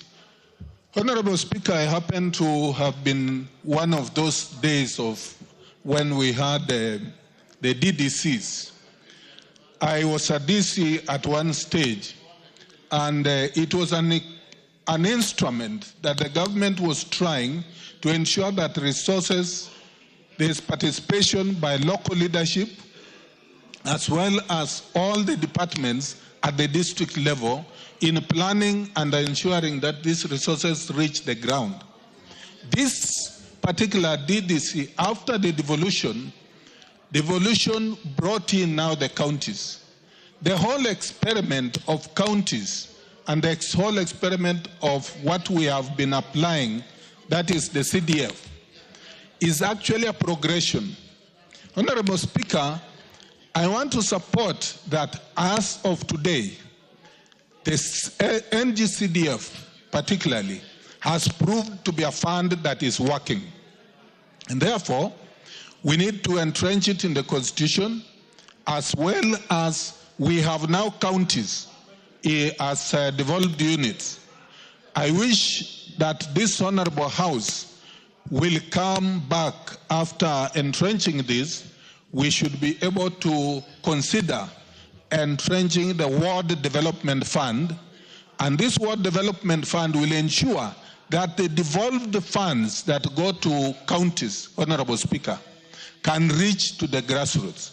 So as the Constituency Development Fund, which is national government funds, reach the constituencies, we also want the ones that are in the county government to reach the wards. And therefore, the public will really feel the development that is required. So, Honorable Speaker, I thank you for giving me this opportunity, and I support the entrenchment of NGCDF, the NGAF, as well as the Senate Oversight Fund in this Constitution. I also want to urge all members, let us all turn up and give the 2/3. Thank you, Honorable Speaker. Member for Mandera, she has walked out. Member for Kwanza. It's a lovely opportunity.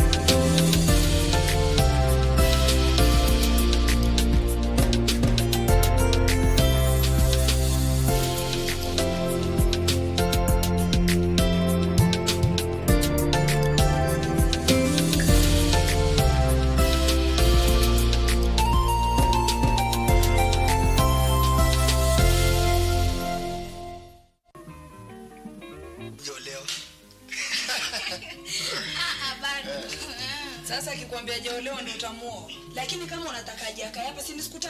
Siku 3 mpikie, umfulie na umtandikie pale pa kulala. Mimi nitakuachia. How much greeting you want a day? Nini? So help me. Angalia vile aruka kama alodungwa sijui mbawa. Hapana, anataka kunyaka njiwa. Mwambia leo ndio pesa zimetosha kununua chakula. Hizo ndo zimetosha. Wacha kuviringa, mimi si mtoto mdogo. Kama hayo majaribio ndio hayo Zoa, wewe utaishi peke yako. Mama, mimi nitaenda zangu kwetu.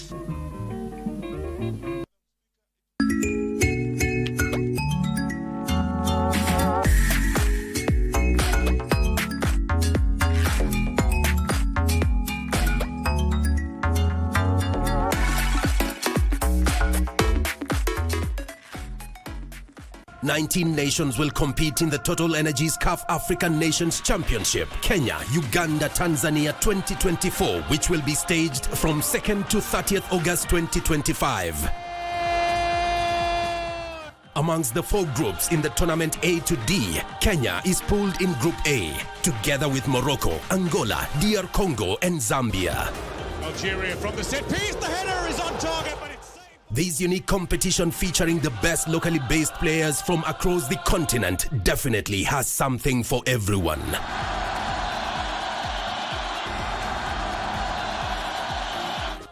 Just bring your A game as you let it flow live and exclusive on KBC Channel 1, your true sports partner.